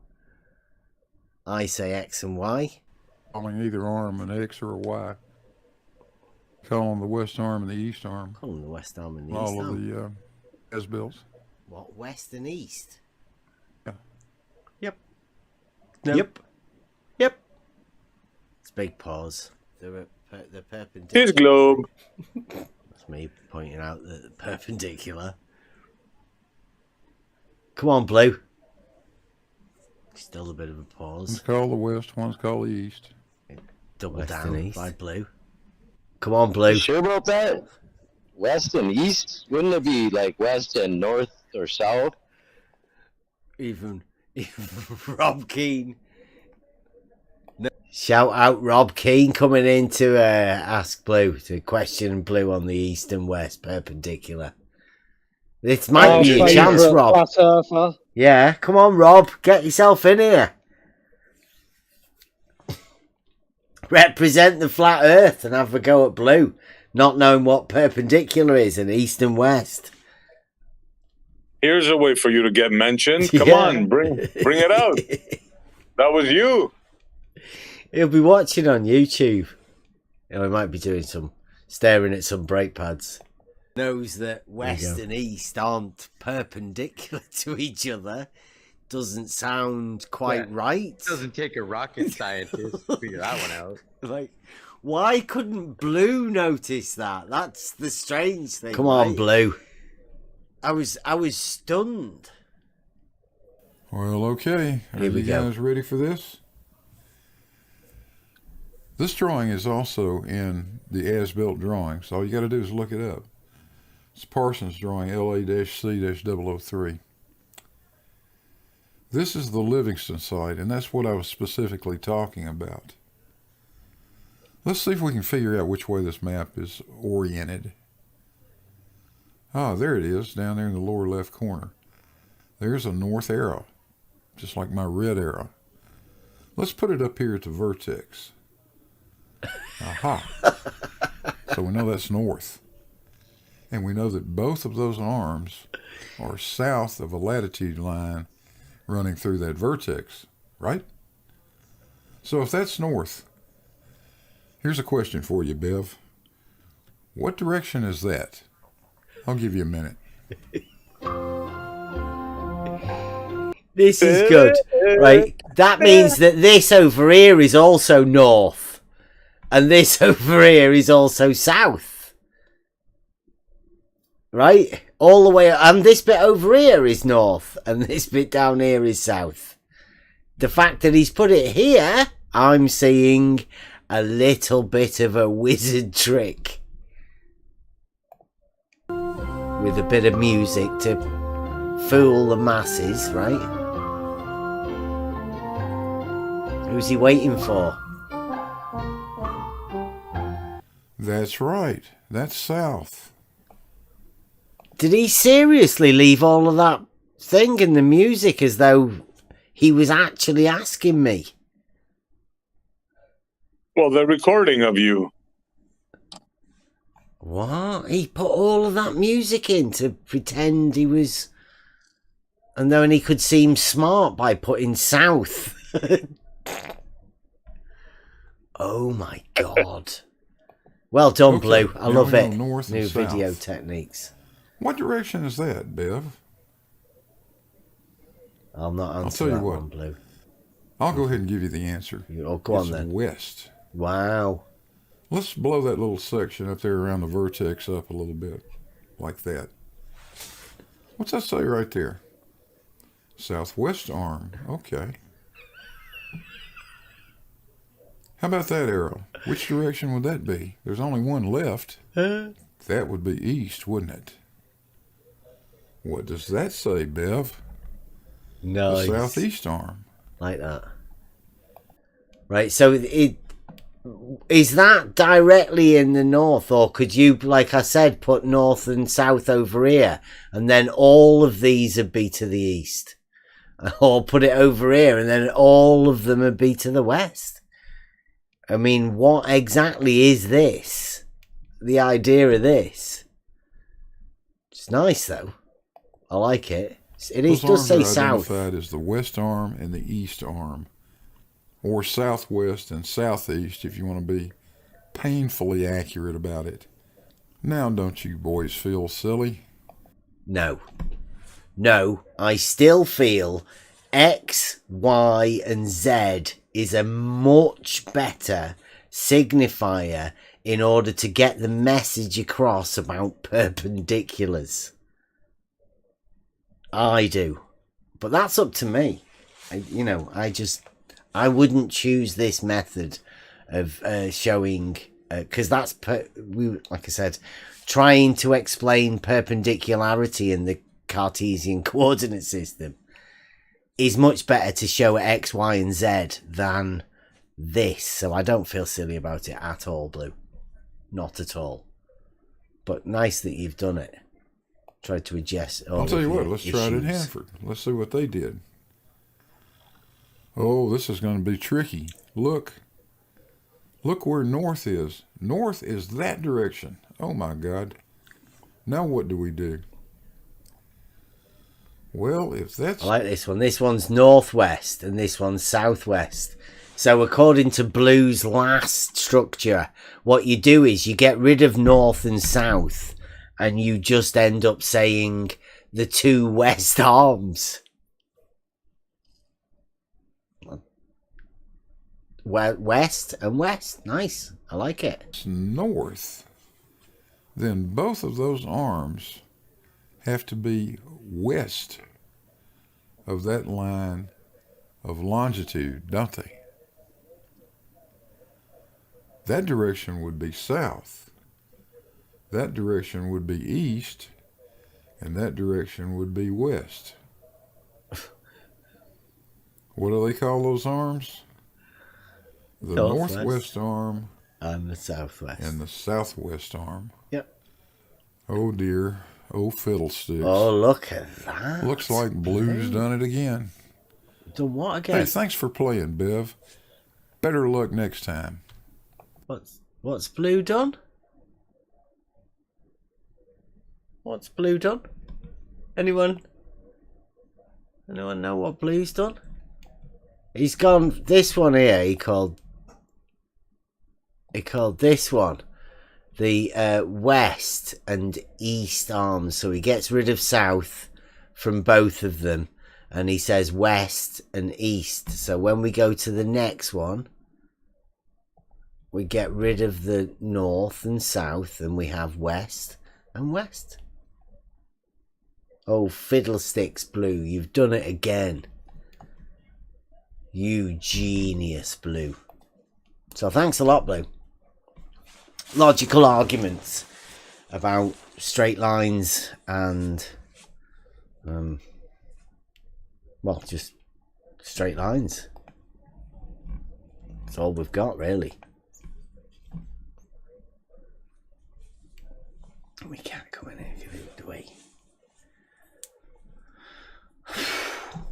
So,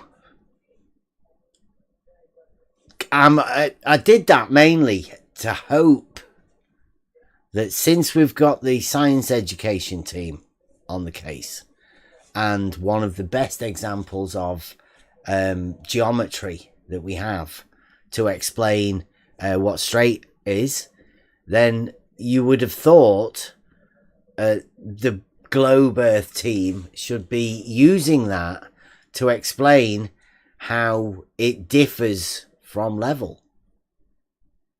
Because in order for you to measure a change of curvature or whatever, then you always need a straight baseline to measure from. LIGO gives us that chance to have like Blue said, a 4-kilometer triangle on a plane.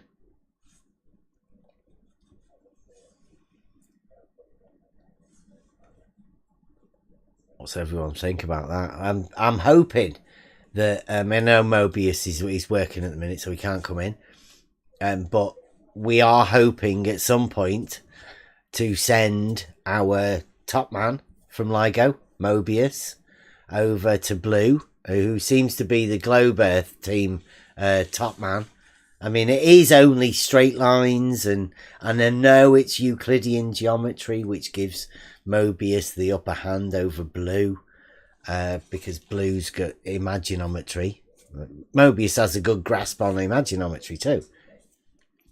Unluckily for Blue, I think Mobius's grasp of imaginometry is much better than Blue's grasp of Euclidean geometry for him to be able to explain this and to go toe to toe with Mobius over a very simple straight line perpendicular geometric argument. Obvious why they're scared of Mobius and scared of having that logical discussion, because Mobius is obviously far more prepared than any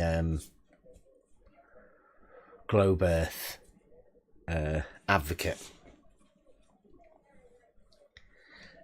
But I'm glad Blue has acknowledged the link between, because Blue's done the same thing as what we did.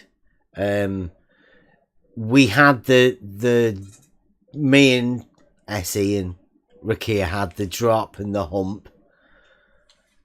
We went from there to find LIGO to explain what straight is, because we found that there is a problem in the base logic of the Globe Earth believe gang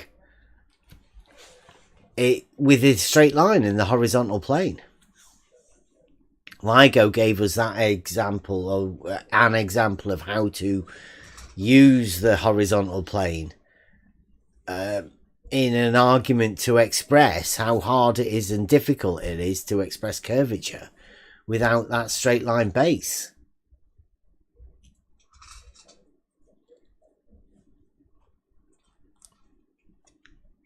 So, I mean, it's good. You're going to need something like LIGO in order to explain the drop and the hump and how it works.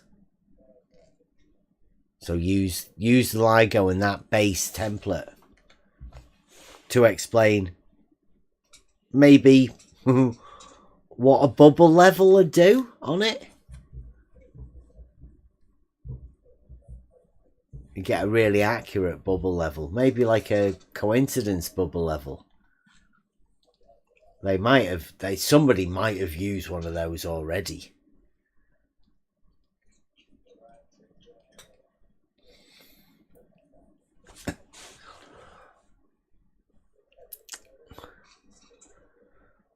I'll go back in. Anything good happened in the chat? Or have I missed anything? Have we missed anything over at Blues? Or is Blue doing something else? I mean, I don't want to go over any of Blue's stuff, but I like the idea of helping Blue out with his content. He needs something to talk about. Rob Keane wants to get a shout out as well, so maybe we could get Rob Keane to do a presentation or something. Oh, he's not even in here anymore. And then Blue could go over it. Yeah, stop neglecting our only flat earther, please. Yeah. He wants some of it. Wants a bit of exposure. Our resident flat earther would like a bit of credit, if you don't mind. Globe team, guys. Give him some attack. Yeah. Say his name or something. Come on. Come on, say something nasty.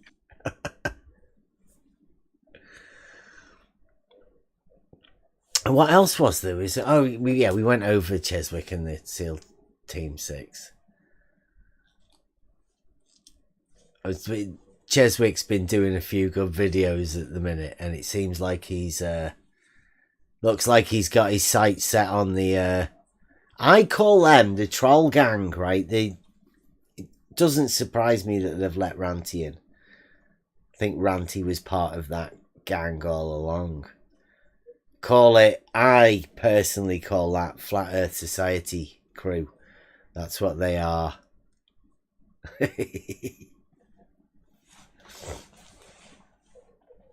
They're just out there to obfuscate or any argument that they can, and they'll do it for as long as they can.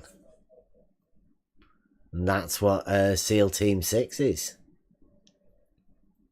It's got to be something. If I was them, I'd be scared. Well, I think they may be the team to obfuscate around logic. Wouldn't surprise me if they try and, do paralogisms. Make up an entirely new paralogistic setting, right? That they can obfuscate around. Oh, I have no doubt. I don't mean if they're scared of us. I mean they should be scared of the new up and coming, the young paralogists. There's a few of them around. Yeah. Blue apparently is calling us out for 40 people watching, but 40 people is fucking amazing for me. Just shout regular out to the blokes. 40. Yeah, shout out to you lot. Thank you for watching. Just a regular dude that this was never dreamt of, right? I shouldn't even be here. I'm only here because somebody said something really weird to me that made me come here looking for trolls and wondering why trolls are so weird. Look where it brought us. We've just brought a logical argument to a group of people. It showed it to them.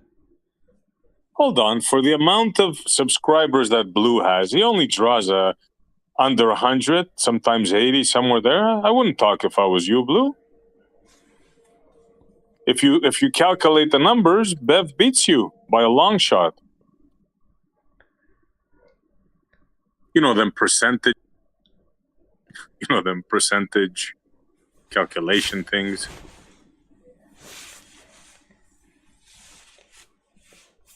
Gadget says Blue's watching. Might be talking about us. Shout out, Blue. Thanks for helping. Every watch likes. Don't forget to thumbs up and share as much as you can. See how many people you can help us out with, Blue. See, numbers have gone up already. Thanks a lot for helping.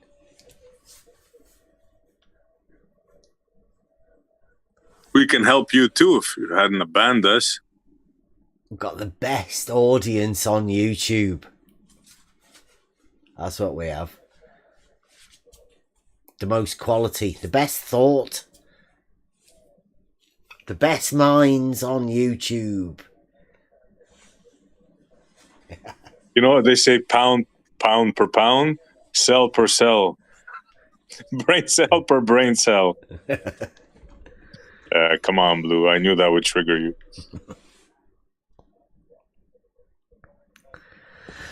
We get back down to the logic. So what I wanted to try and get across tonight was that a logical argument and what we do isn't beyond anybody's grasp.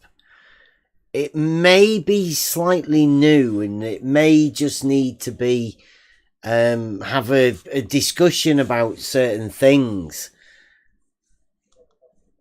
And if you're the type of person that can accept a conversation, nobody's forcing anybody to think in any way or whatever, but just have a conversation about something, and you may find that what you thought was an argument isn't actually the argument that you thought it was. And that's all that we ask, is that you come and discuss these things, come and discuss anything that we do here. If there's anything you don't understand, just come and ask. With people here like to try and explain things, and we like to try and explain them as many different ways. There's many times that people have come in here and we've tried to explain it, and then somebody else has tried to explain it, then somebody else has tried to explain it, and 3 or 4, 5 people can try and explain it, and sometimes people don't get it, whether purposely or not purposely, but sometimes people do get it. They might get it the first time, they might get it on the 3rd time, somebody explaining it. You know, different people, different approaches is what's needed from as many different people as possible. The idea is that the conversation and logic and the discussion cannot be done alone. You need input from as many different sources as possible in order to get a general idea on what the conversation is, and how people's minds work, and how the education process has implanted thoughts, or it just sort of gave you the conclusion and said, shadow giants have told you that. Accept it. Don't ask questions about it, because the teachers can't answer those questions. So you never get to ask the questions, because you get shouted at. You know, everybody knows what it's like when you ask somebody a question that they can't answer. You'll find them. You know, there are many questions that are like that, and usually you'd end up by not asking the questions, right? You'd have to learn which questions to avoid, because the replies come back and they always put you away. They berate you for asking the questions. Well, I think personally that the job of a philosopher, logician, or whatever is to find those questions that challenge. That's what we're about. Come and challenge those questions. Challenge us, and I don't know. I know I'm not particularly talking to Globers here, because I know that they can't come and do that. I'm mainly talking to flat earthers, or anyone really that wants to actually seriously get challenged by some questions.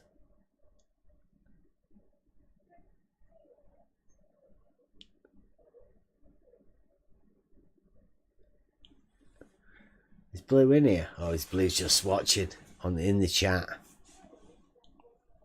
I hope Blue's watching in the chat.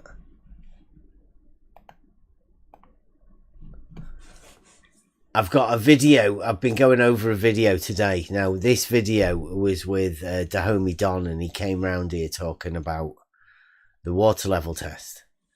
The water level test is the test that I went over Monday, perhaps. I think I went over a quick one on Monday. But in this video, I've tried to explain it, and I'll put it out on Thursday before Euclid night. And then hopefully on Euclid night, I'll try and go back over the water level test. I'll try and work something out.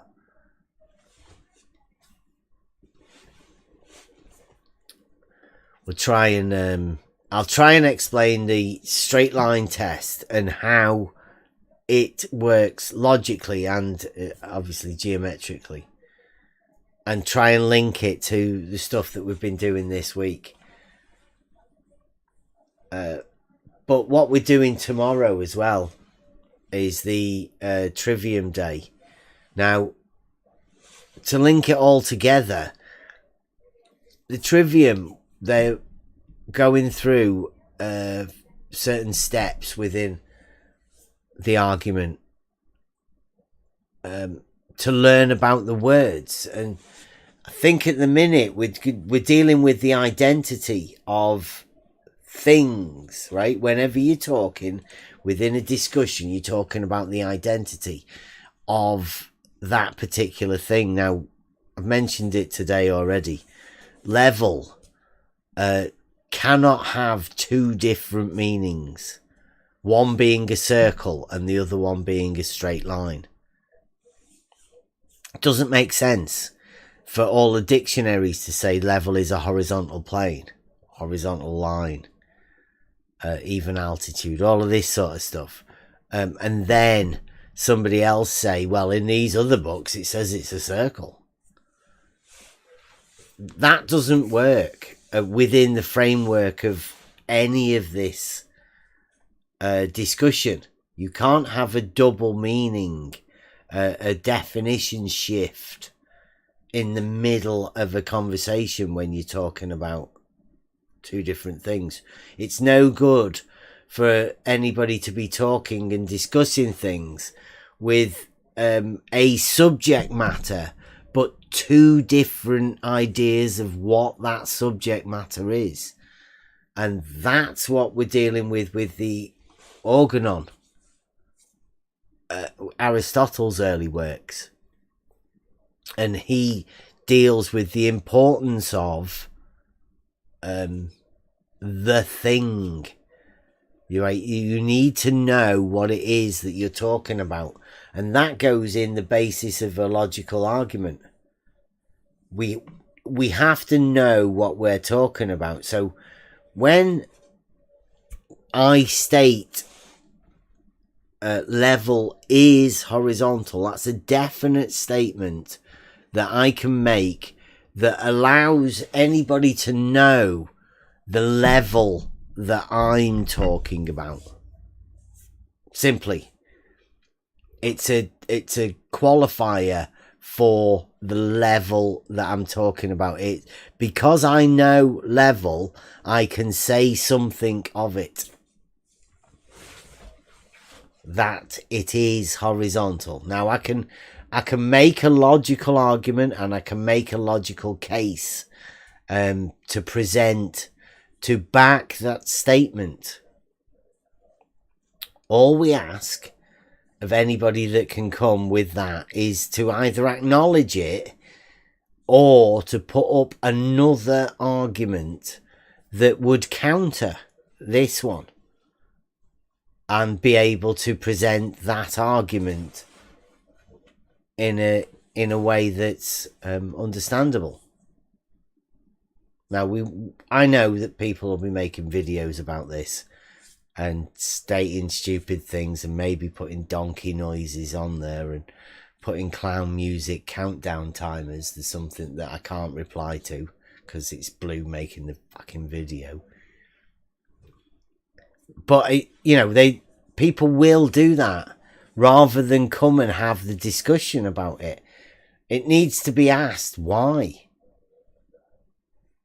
Why do people not come and have the discussion? Why do they just make videos about things with ad homs in them? Stupid statements in order to... Because, I mean, people must be fooled by Blue's comments about LIGO. I mean, I can't see... Mobius will probably... I mean, Mobius has got some videos. We've done the water level thing, haven't we? Yeah, we've got loads of stuff. I feel that the LIGO argument got cut short. And I'd like to thank Blue for bringing it back, because now we can focus on how important LIGO is for us to use as a reference for the Globe Earth gang to explain level with reference to, let's call it the horizontal plane, somewhere at some point. It's like we've got some Globe team guys. Rumpus, so he might be jealous of that last spot on the thing. Don't get upset, Rumpus. Do you reckon you might make it? It's a push for number 6, or are you a number 7? Maybe about a 10, in line to the call it in line to the throne. No, they won't accept Rumpus. Rumpus doesn't take orders, so he won't fit in. He could definitely show Simon Dan a thing or two, right? Or is Simon Dan... Maybe he's a better Glober than Rumpus. I wouldn't be surprised. Simon Dan is the number 1 Glober, right? Yeah, but Rumpus wouldn't yield to him. He wouldn't. I don't think Rumpus would bend the knee. Would you bend the knee, Rumpus? He'd have to. Yeah. But I don't think he would. He's too proud. That's just me. I could be wrong.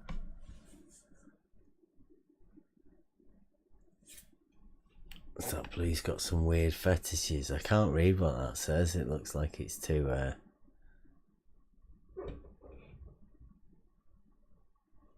Yeah.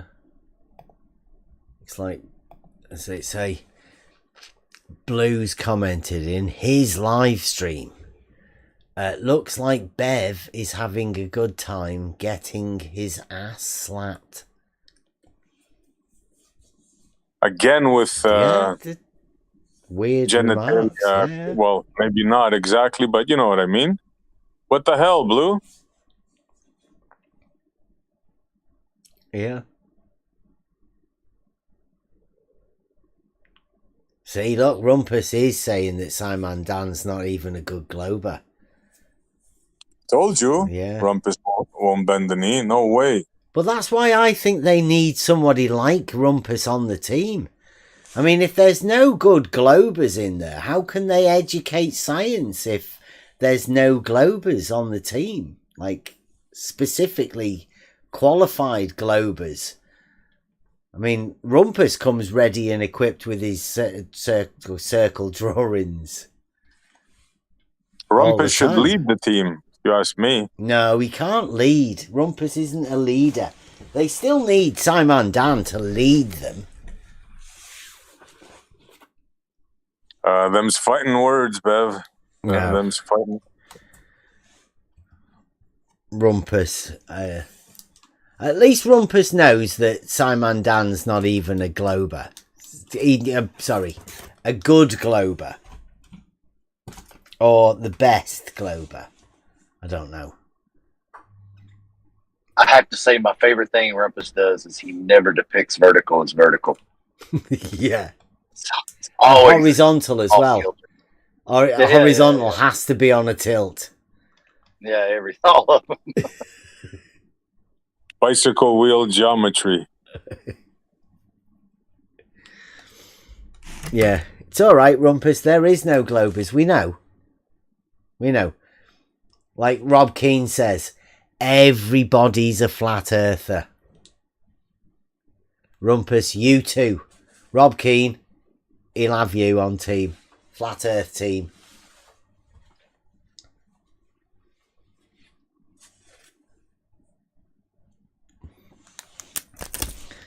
So, I'd like for Rumpus to come round here. I mean, I thought Blue was live. Is he? He's not ditched you, has he, Rumpus? I thought you were co-host of the Blue Live. Is he not? Is he not allowed on there? He's not banned you as well, has he, Rumpus? June is a possibility. Oh, look at that, getting all of the stuff. Rumpus, Mike, nice one, Mike. Rumpus says, my video output will be increasing hugely soon. A huge increase from 0. Rumpus, what's that? You could put a 2-second clip out and that'd be huge compared to the nothing you've been doing for exponential months. growth. What you call that? Yeah.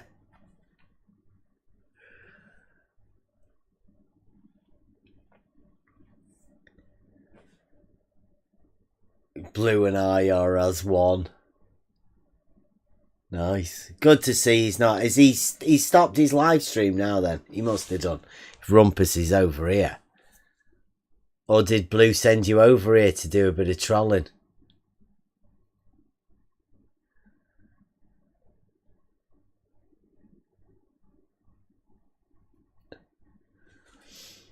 Nice. Rumpus answers to nobody. Yeah. I've heard that you can just call people flat earthers with no reason. It works anyway. So I think everybody's a flat earther. How about that?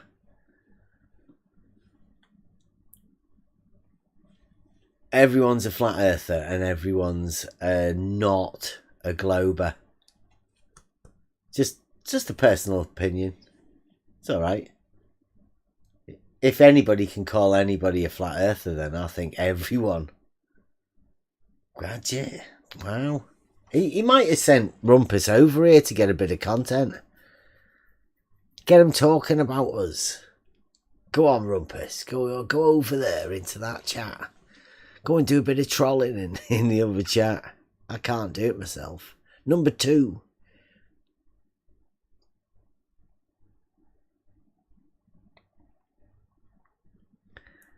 That would be good, though. I think Rumpus would be a good shout for the Simon Dan SEAL Team 6.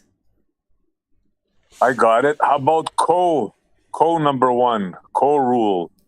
Will that work? No, he's a 2. He's a number 2, Rumpus.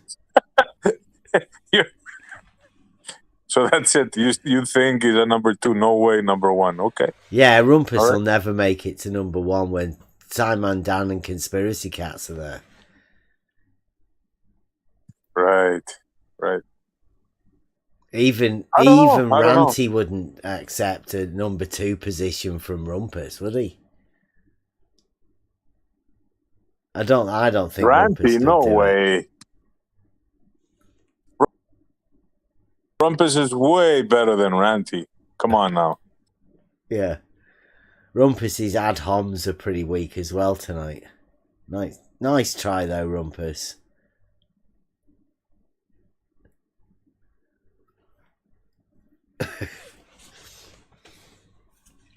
The genius. The arguments are so strong that they just have to come and do chats.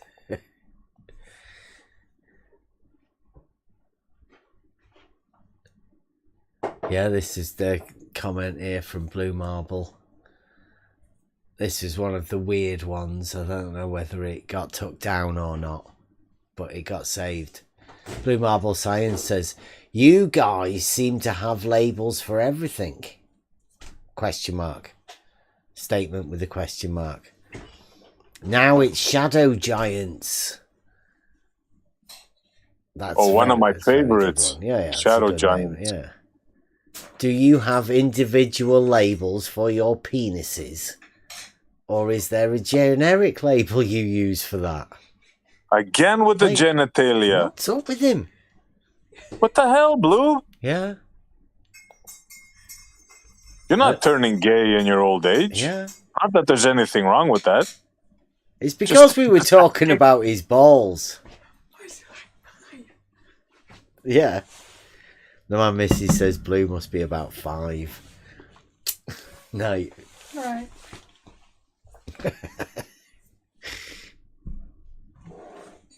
But That's too funny. we did start it with these blues balls. But, I mean, that wasn't started by us, was it? I'm pretty sure Blues Balls was started by Nathan Oakley, was it? Maybe Sleeping Warrior. We can't have that one. We can't own Blues Balls.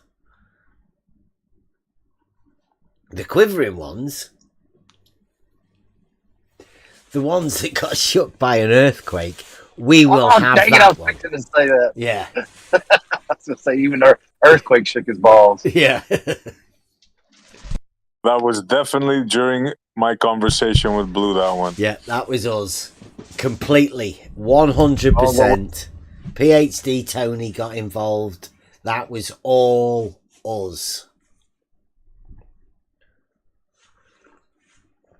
I thank you. We shall take a bow. But, Buster, did you hear that it got upgraded? Rakia has been...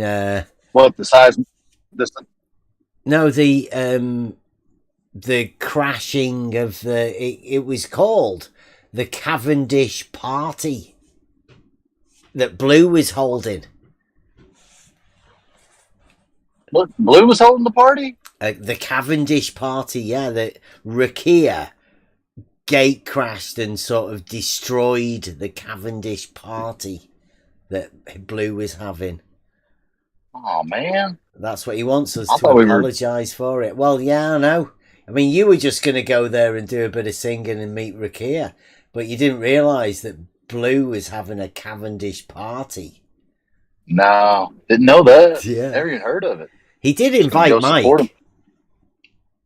Yeah, he did actually invite Mike to come to it. But yeah, he's blaming us now. We gate crashed it and despicable Rakia wrecked his chance of Cavendish Party. Oh, poor Blue. Yeah. It's in that video where he says he goes over LIGO. So that'll be coming back again. Remember how fun that was, the LIGO discussions? Oh, yeah. Yeah. They still got problems with LIGO they don't know about. Yeah, we've been over them tonight, some of them. But yeah, I mean, we obviously, that's one of the best vehicles to discuss straight lines, perpendiculars, differences between that and level, where all of the differences are. You'd be amazed at some of how the pricing of the job costs and the sloping down 4 foot. But I think it's sloping more than 4 foot in according to the model. Huh. Yeah, he's got it. It's the wrong. We'll have to go over it in Discord. And they got level bubbles going uphill. They got balls rolling downhill, all on a straight line. That's crazy. Yeah. Crazy. Yeah, dog. we'll have to find out exactly how the balls work on one of the arms, because he's got a 4 foot slope down on one of the arms. Admittedly, he says, according to the as-built drawings, at least. And but still, it hasn't worked out where the tangent is. No. Well, I mean, the tangent seems a bit hard to find, because on one of them, they've got like they're higher at either end than it is in the center, and then the other one, it goes even lower than both of those. It's so fucking strange to work out where the tangent is, especially when you work out you're dealing at 63 feet above sea level. Yeah. One of them, I don't one know of them where you have a special tangent. planes. I mean, it's quite a lot, that, isn't it? 60 odd feet for Louisiana with the flooding. Does that seem right? I mean, it doesn't seem right per the definition of what a tangent is, but I mean, Oh, well, would it seem, I mean, above mean sea level, 60 odd feet? Remembering that Bedford, the level of the water in Bedford Canal is 1.25 metres above mean sea level of the UK. Yeah. So you've got Louisiana at 63 feet above mean sea level. And I'm just saying. Just questions that you can throw out there that maybe nobody's thought of before. Maybe they have. Maybe there's answers for all of those questions as to why 60 odd feet.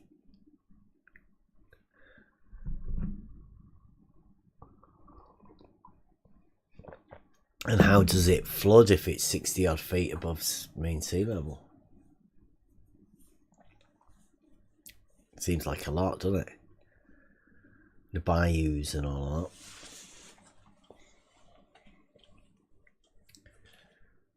that. Who knows? But I'm glad that the LIGO argument's going to come back again. It's one of the best vehicles for showing when you have a water level exactly what must happen. And the drop of the water level. Genius. I don't know how they're going to deal with it, to be honest. I'm sure they've not worked out the implications of that. They should have dropped LIGO. I thought they did drop it because it's hard to talk about. When you have to relate a quadratic function of a water level to a straight in both directions and relate it to a horizontal that is obviously LIGO already.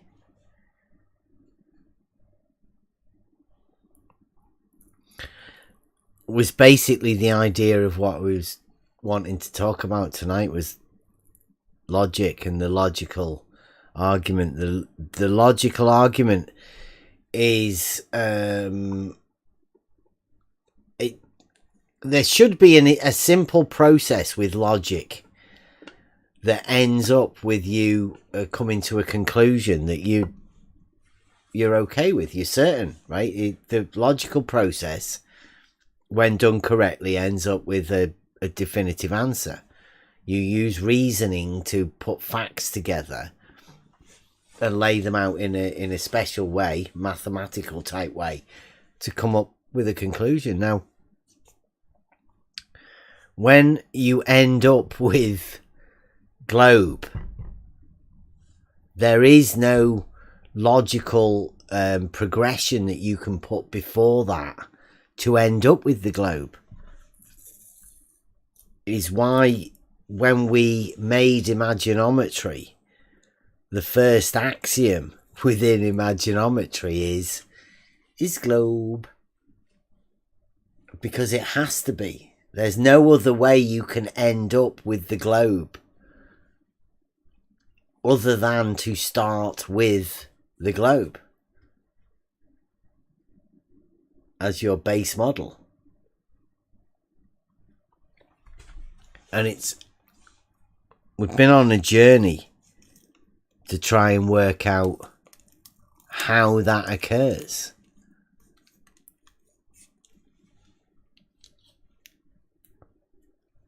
And there is no way to work out how that does occur. How does the globe get placed where it is? And how does it get such a backing when nobody has anything? It doesn't have anything there to formulate an argument, to formulate a discussion. It just has a group of people that use tactics, sophistry, paralogisms, I'm going to need some more words for that. About parasophists? Yeah. I was just thinking of the way that the people are fooled into thinking it's a globe, right? And how does the globe get placed in people's psyche? From kindergarten. That's easy. From kindergarten. Yeah, but it just gets implanted there, right? Nobody gives you a model and puts it there. They first off they show you it. And they get you to point at it as a child. Well, I have memories of a globe. The first memories I have is a globe on the teacher's desk and the letters on top of the blackboard.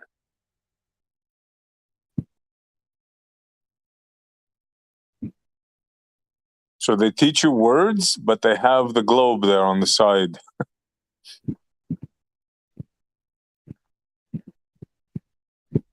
Yeah, the globe model is it. What was that noise, Buster? Is that you? Oh, my bad.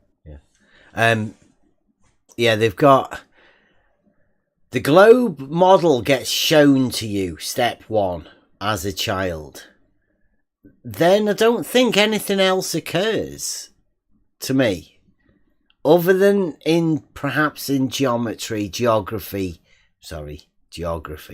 You may get shown a core and how volcanoes sort of whatever, but I mean that's it. That's as much as you go.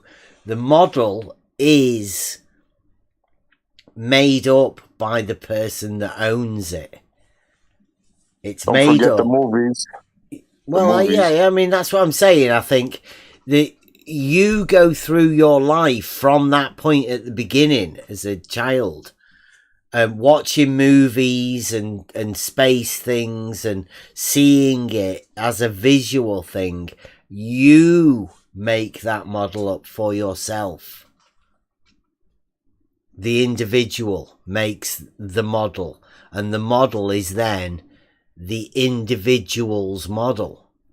It's a construct that they've made up for themselves. Now, even flat earthers make themselves a model for the globe to argue against. Everyone does it. The moment you make that model, then you've constructed a model that you can argue against. Couple of episodes of Star Trek, and it's over for you. Yeah.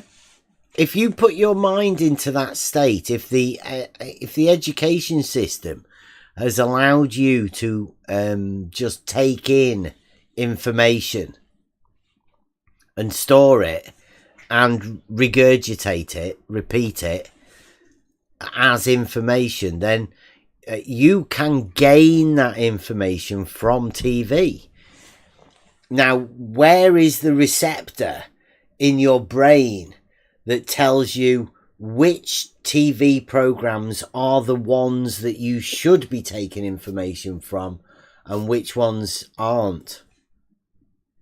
Because more often than not, every space thing that you've seen with a globe in it will be from futuristic sci-fi programs, movies. They'll not be from anything factual based. And I don't, Dilithium crystals, no? Dilithium crystals, beam me up, Scotty. Yeah, the injection of words and things into people's minds is the way that this sort of stuff propagates into your mind yourself. Then I think because you've made that model up, you protect it, right? You can argue against it. You can do all sorts of things once you've made a model, but that's your model. I don't think whenever you make a model, that's your model, and you can have the idea of how you talk about it to someone. We've been through this sort of thing, and we'll be going over it more. because the model that you've made isn't real and you can't replicate it, it's in your mind. Somebody else also has their model and it's replicated in their mind. There's no way for you to discuss something that is in somebody else's imagination. You can't get to it. You can't physicalize it. You can't objectify something that's made up as a construct in somebody's mind. You can't talk about it. In order for you to talk about things and be able to mutually discuss things, you have to objectify that thing. You have to identify it as a substance, a thing, something in reality. You can't you can't talk about something in somebody else's mind. And that's where the discussions, I think, around here have been going. There's nothing concrete to talk about when you're talking about people's imaginations. The beauty is, the trick they did is, like you were saying, they made you believe that it's your model and you're fighting for it. It's like the classical Stockholm syndrome. Yeah, it's a clever trick that's been played to get people to do this. And the other thing about it is because it's a paralogism, right? You've had that model placed there, and there's just the model. There's no how the model got there, how it became. It's just there. And when anybody asks you about how you got there is no reply. It's a paralogism that's been placed inside your mind. So, well, the reply is everybody knows, right? Yeah, that's the reply. Yeah. And when you push them, they get upset, rightly so, because there's nothing there. They're rightly being able to get upset about anybody and their teachers. How could anybody let this happen? Me being so sure of something, but then when looking, there's nothing there to be sure of. How did it happen? I think we need to be able to talk about these things. And there's not, they won't want to come and talk about it. It's painful to most people because these sort of things are everywhere when you realize it. Finding them is upsetting for people. But if there are paralogisms, contradictions, paradoxes that people are living with, I mean, would people rather live with paradoxes? Yes. They want to. Even the flat earthers. Even some flat earthers. Sorry. Oh, sorry. Go ahead, bro. I didn't hear you. You're kind of low. Go ahead. It's the vacuous truth. So you've got somebody sitting there telling you that you think is smarter than you, and maybe they are, and they say, "Hey, man, the lights in that room over there, they're turned off. Don't worry about it. They're turned off." It's like, okay, is it true? Yeah, it's true. They're turned off. And you're like, yeah, but I don't know that. I'm just believing you. I'm just accepting a concept, And you go open the door and you're like, well, I'll be damned. There's not any lights in the room at all.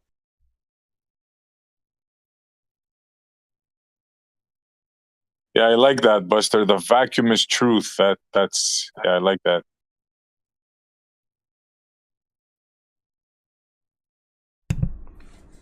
It's a truth that means nothing. Yeah, it's empty. Mm-hmm. It's a nothing truth. It's a non-argument, right? It's this sort of thing that we're dealing with. It's just a waste of time when it comes down to it. But then when you start on the philosophy route and all of that, like, what point is there to anything, really, nowadays?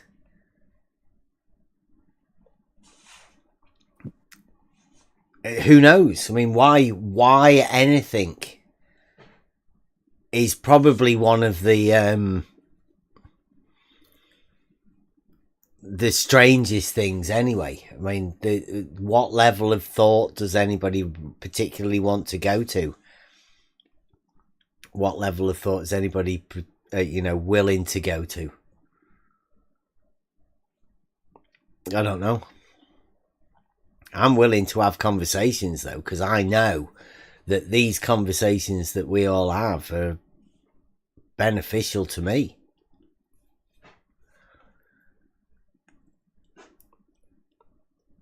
This is some good stuff that we're going through at the minute. And I'm particularly looking forward to tomorrow and how to identify things in reality.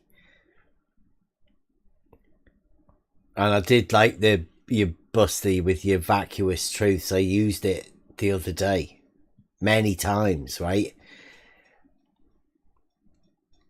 People should come and get involved with these conversations, because there's certain statements that I've seen and heard that are vacuous truths. They mean nothing. And it's very good to be able to see them and spot them. And I don't think it's because of those little things that everybody does. Spot On brings Bertrand Russell and all of the philosophers, Buster, however that link to vacuous truths was, right? The story behind all of that really gives you an insight into something that you may not have known of before. And then from that, you can learn more and get more out of the arguments. You can spot the fallacies coming very soon within the organon. Once we deal with the subject matter and the identity, the words and the grammar and the categories, we eventually get into the fallacies. The different ways for people to obfuscate. That's going to be good. But it's the logic, since it is logic night tonight, the logic that we deal with that allows us to see the fallacies, that if you place the statement, the argument as a mathematical sort of framework, well, a fallacy is an inconsistency within the conclusion, and you only get to see that if you formulate your logic correctly.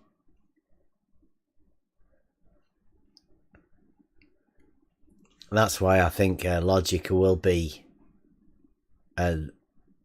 our best argument or best tool to be able to use to have discussions. We will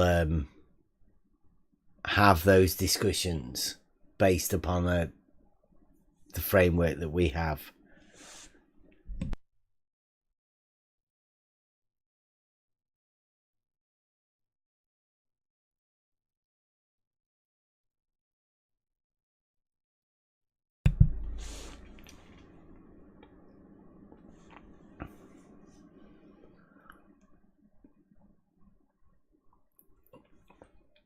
Rumpus defended Bertrand Russell as well. Looking at the chat.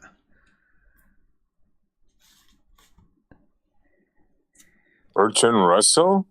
Yeah. Oh my God, you're kidding, Rumpus. One of the worst.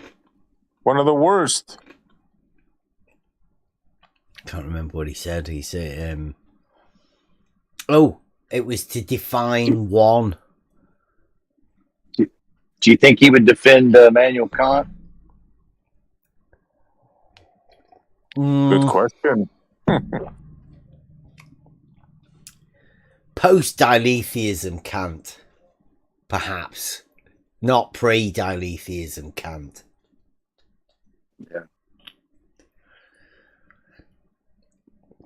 Or post-Brenda Kant. Big guy. He's a big guy on the scene. Yeah. Oh, look at that. Speak of the devil. How did I do that? OMG. Who did you summon? Check the chat out.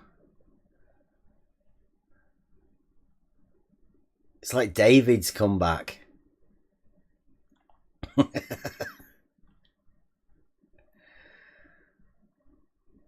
Wow. Amazing. It's because Buster was bringing up Kant. It can't be, because like the moment I said it, boom, in the chat.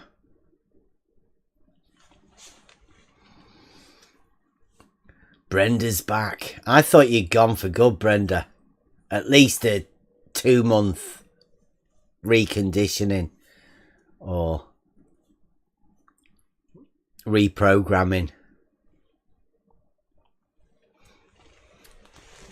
Well, I mean, who else is going to do the paralogisms and the diletheism? There's only one person who can bring us paraconsistent logic. Well, you're wrong, Bev. You know, No, Betty's you're wrong. tried. Oh, Well, you're wrong, Bev. Wait till next week, Monday, Brenda. We're going to do the second round of the 2D flat balls. Brenda's flat balls. Coming back on Monday. Brenda's 2D balls. That's what it was, wasn't it? Only the surface. Get it straight now. Yeah. Only the bit you touch. 2D. Have a good rummage around with your balls and you can feel that they are 2D.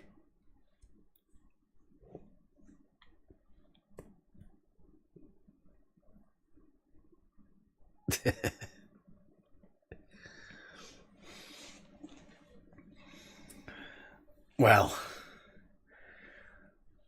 anybody got any other topics that we want to go over with logic? I don't know whether I've done myself through. I don't think there's much else we can go over. It's 11:10. I'm 3 hours. Nothing used to these big long streams.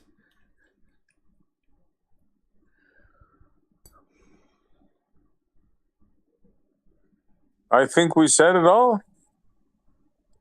Well, for one night, that is. Yeah, you don't understand. Unless Brenda wants to come in and talk some logic. But I think they pulled her. I think she got the order. I think Blue had a word. Yeah. Yeah, he just got triggered in for one chat. You know. I thought she was independent, but I don't think so. I think she bent the knee. Mm-hmm. She'll have got pulled off by Blue. Yep.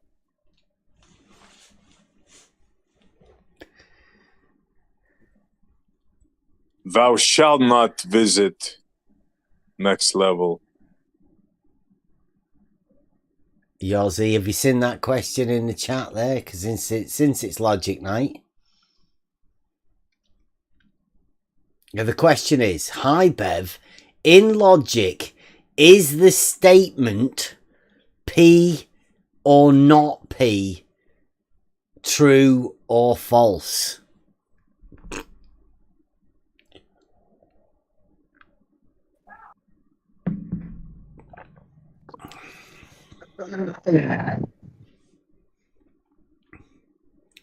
That would call that the law of the excluded middle, right? You're right with that, Skeptic. Bev. Yeah. Yeah, I'm alright. I joined a bit late.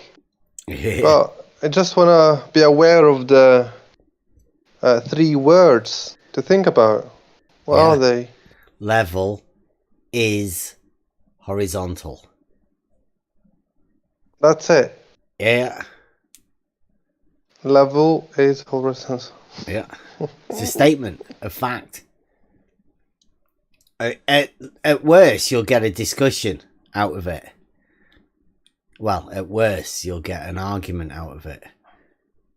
At best, you'll get an agreement.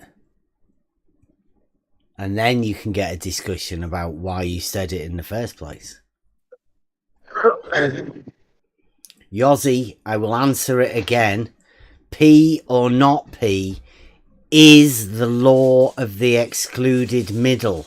It's saying there is no mid-ground. But okay, see ya. Bye. It's not a statement, is it? It's the law of the excluded middle. It's either P or not P. They're your 2 choices. It is or it isn't. It's either on or it's off. Pretty simple. I don't know who you've been talking with, the Aussie.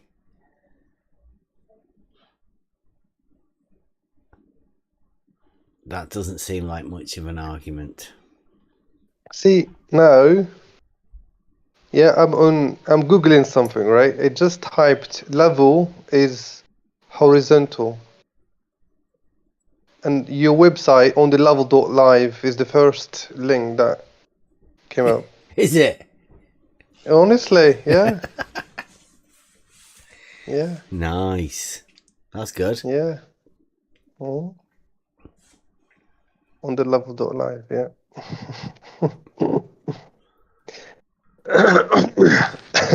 Oh, that'll be good if I get the aforementioned level is horizontal on the website. That's good to know. It just there is a mistake there because you see horizontal. Just probably have to there's a error you need to correct. Yeah. I can screenshot it. Hold on.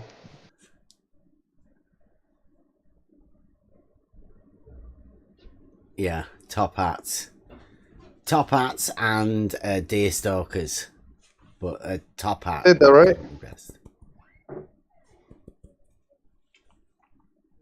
Oh no, hold on.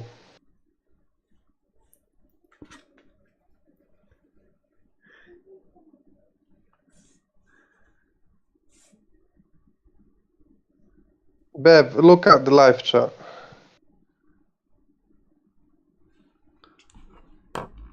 See, that's your website, right? Yeah. You just need to correct for that, right? Level is horizontal, not just have to correct. Yeah. You forgot to put I instead of O, yeah, right.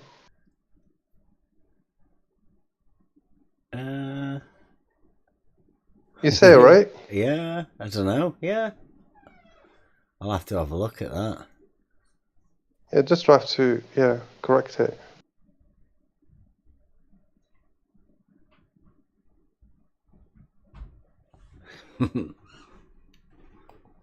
Yeah, cool. Interesting, right? Yeah. Like we got to the top. That's good. Yeah.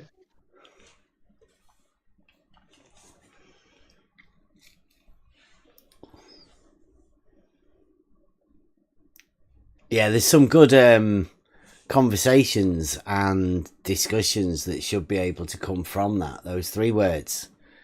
Simple statement. Saying something of something that's definitely linked together. If somebody wants to disagree with it, like Blue's done, is a load of live streams stating that it isn't, well, we'll easily be able to have a discussion about it. We can have geometric proofs, logical proofs, and we have a test to go with it.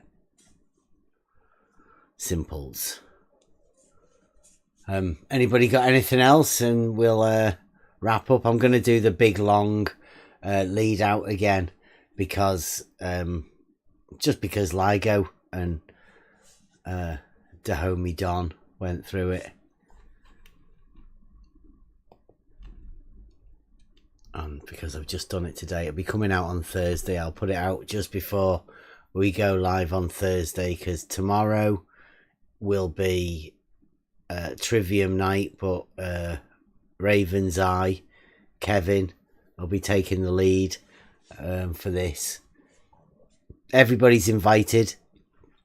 Come to Discord, because the more voices that are needed to be talking about these subjects. They are new subjects to us anyway, and as such we would like to have more people to come and talk about it. They're very simple subjects, talking about words and how we use words, but because it's such a new way of thinking about things, more input is needed as to how we can best describe this stuff. It will be very interesting. Just get this one video. Okay, anybody else got any final words before we no, okie dokie. Thanks for listening, everybody. Thanks for being here. Thanks for coming. I'm gonna leave this long intro and well, enjoy World's Famous Buster. You don't understand, but with a big LIGO introduction that hopefully goes to explain drop, hump, slope. See you tomorrow. Good day. If you had a giant 1 mile long spirit level, imagine LIGO, right? It's 2 miles, isn't it? Yeah, if you were to put a bubble level on like the intersection of LIGO, that would be level.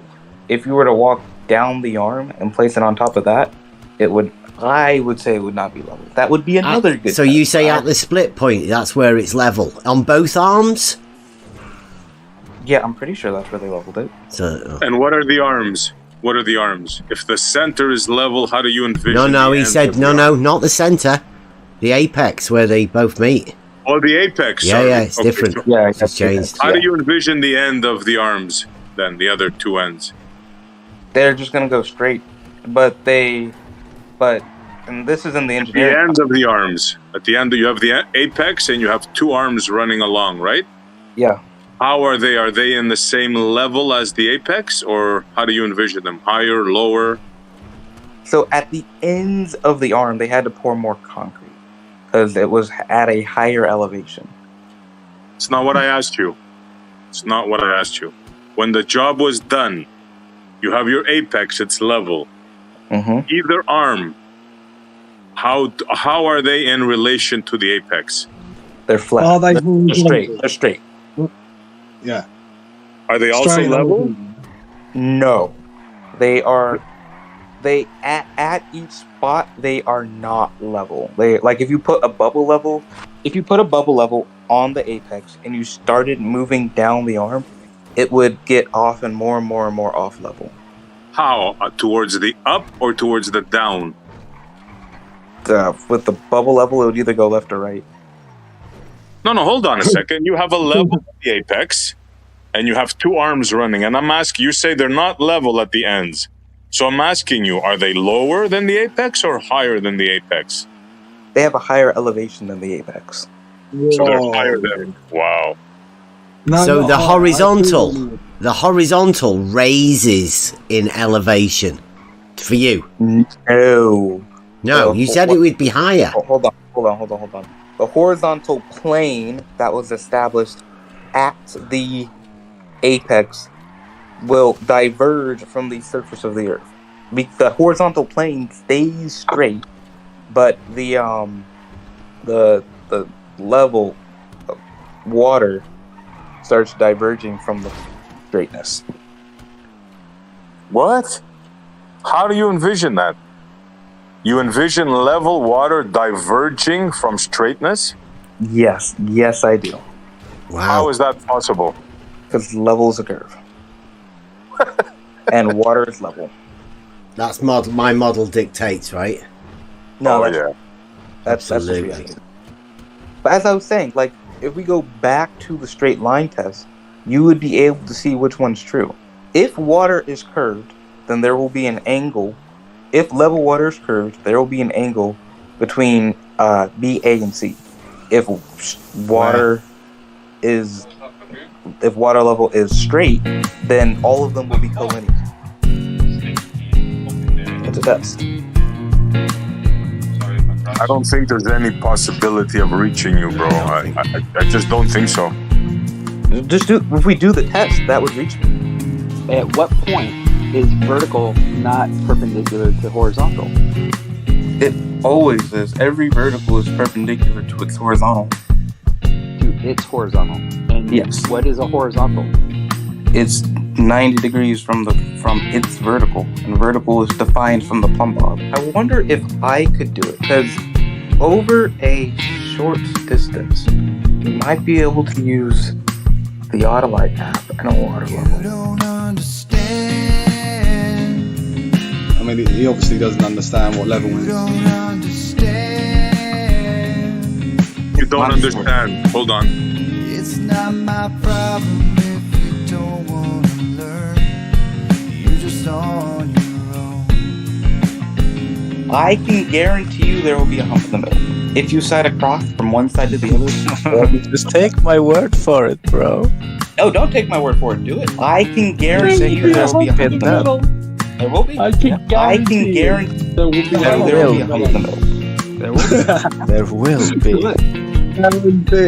I can guarantee you there will be a hump in the middle. Go and speak to anyone. Go up to someone that you know and just say, "Here, mate, is level horizontal?" Yeah. And see what he says. Horizontal, of course, level's horizontal. Well, there you go then. For level, especially when you do it on a small scale. Okay, if you're talking about the water level, the horizontal plane that a water level establishes is in the middle of the water level. You would have to understand what a line is. You don't understand. I mean, he obviously doesn't understand what level is. It's not my problem if you don't want to learn. Hold on. You're just on your own. Begging for your model to be You real. would have to understand what a line is. No, that's fine. That's fine. So logically it follows then that all perpendiculars to that line You don't understand. are parallel to each other. Yes, I agree.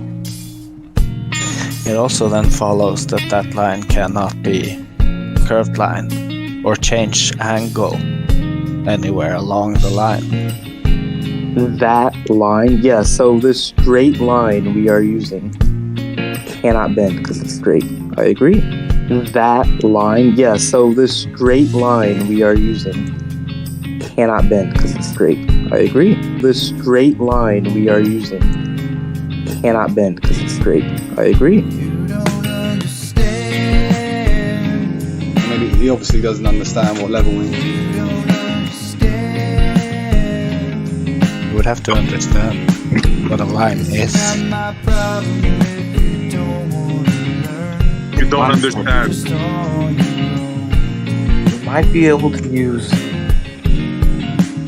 the Auditing app and a water level. No reason, no logic, no wisdom, no worries. You don't understand. You're just on your own. Begging for your model to be real. No reason, no logic, no answers to questions. You don't understand. You're just on your own. Begging for your model to be real. You know what we call a vertical change? You know when we measure a vertical change. Yeah, it's an elevation change. Yeah, a vertical measurement in the vertical. Yeah. because it's a good approximation of a short distance. So you're saying that horizontal being straight would get a measurement from the... Oh, wait a minute. You use a tool called a level that establishes a horizontal, and then from that horizontal you measure a vertical change, don't you? I'm saying that you do though, don't you? Right? Do you understand that? Right? You use a tool called a level that establishes a horizontal, and you measure a vertical change from that horizontal. And what do we call that vertical change again?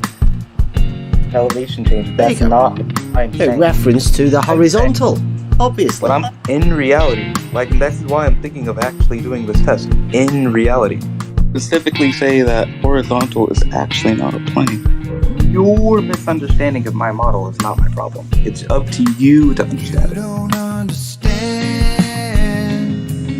don't understand. Hold on. I mean, he obviously doesn't understand what level means. It's not my problem if you don't want to learn. You're just on your own. I have no problem with you all using the water level to establish a horizontal plane. It will be tangent to the curve of the earth. They would maintain the same elevation. But remember, levels occur. So then is a vertical angle just a right angle? Grab a water level, that same water level test, and sight across it. That's it. Anything that is 90 degrees from that plane will be parallel to the vertical that you established at that point. Whenever y'all ask me about surveying, I say, yeah, I'm not an expert. I defer to the experts. I know, we'll carry on, but I don't think it's... I mean, he obviously doesn't understand what level means. You don't understand. Hold on. You don't understand. It's not my problem if you don't want to learn. You're just on your own. We don't use proof in reality, that's pseudoscience. Or you can use it for math and logic. I don't claim to know anything about surveying. Have you ever held a water level? Have I held a water level, the tool? No, but it's a pretty simple concept. Say they're even so bold over there, you guys. They believe horizontals are parallel. Yeah. Have you ever heard of proof before? Like real proof doesn't exist in reality. It only exists in math and theoretics. With your picture, then. Thank you. No, I'm not trying to prove anything. Hold on. No, I'm showing you evidence that the Earth is a globe. Prove stuff. No, I'm bringing evidence that the Earth is a globe. Hold on. Why would I try to prove something? That's pseudoscience. We don't use proof in reality. That's pseudoscience. Hold on. You don't understand. I mean, he obviously doesn't understand what level means. It's not my problem if you don't want to learn. You're just on your own. My God. 22 years old. They're on the fucking internet talking to people about begging for your model to be real. It's bizarre. You're just on your own. Begging for your model to be real. No logic, no answers to questions. You don't understand. You're just on your own. Begging for your model to be real. He thinks the zero pressure state in the water is an arc instead of a straight line. Yeah. I'm not laughing at Tom. I'm laughing at the theoretical conversations. Hey, there's some people who think level is horizontal and they want you all to talk about. And also, yeah, parallel and vertical being 90 degrees from one another. And in math, typically when you establish a horizontal plane, in math, yeah, it's just one horizontal. Typically. Reality to describe something other than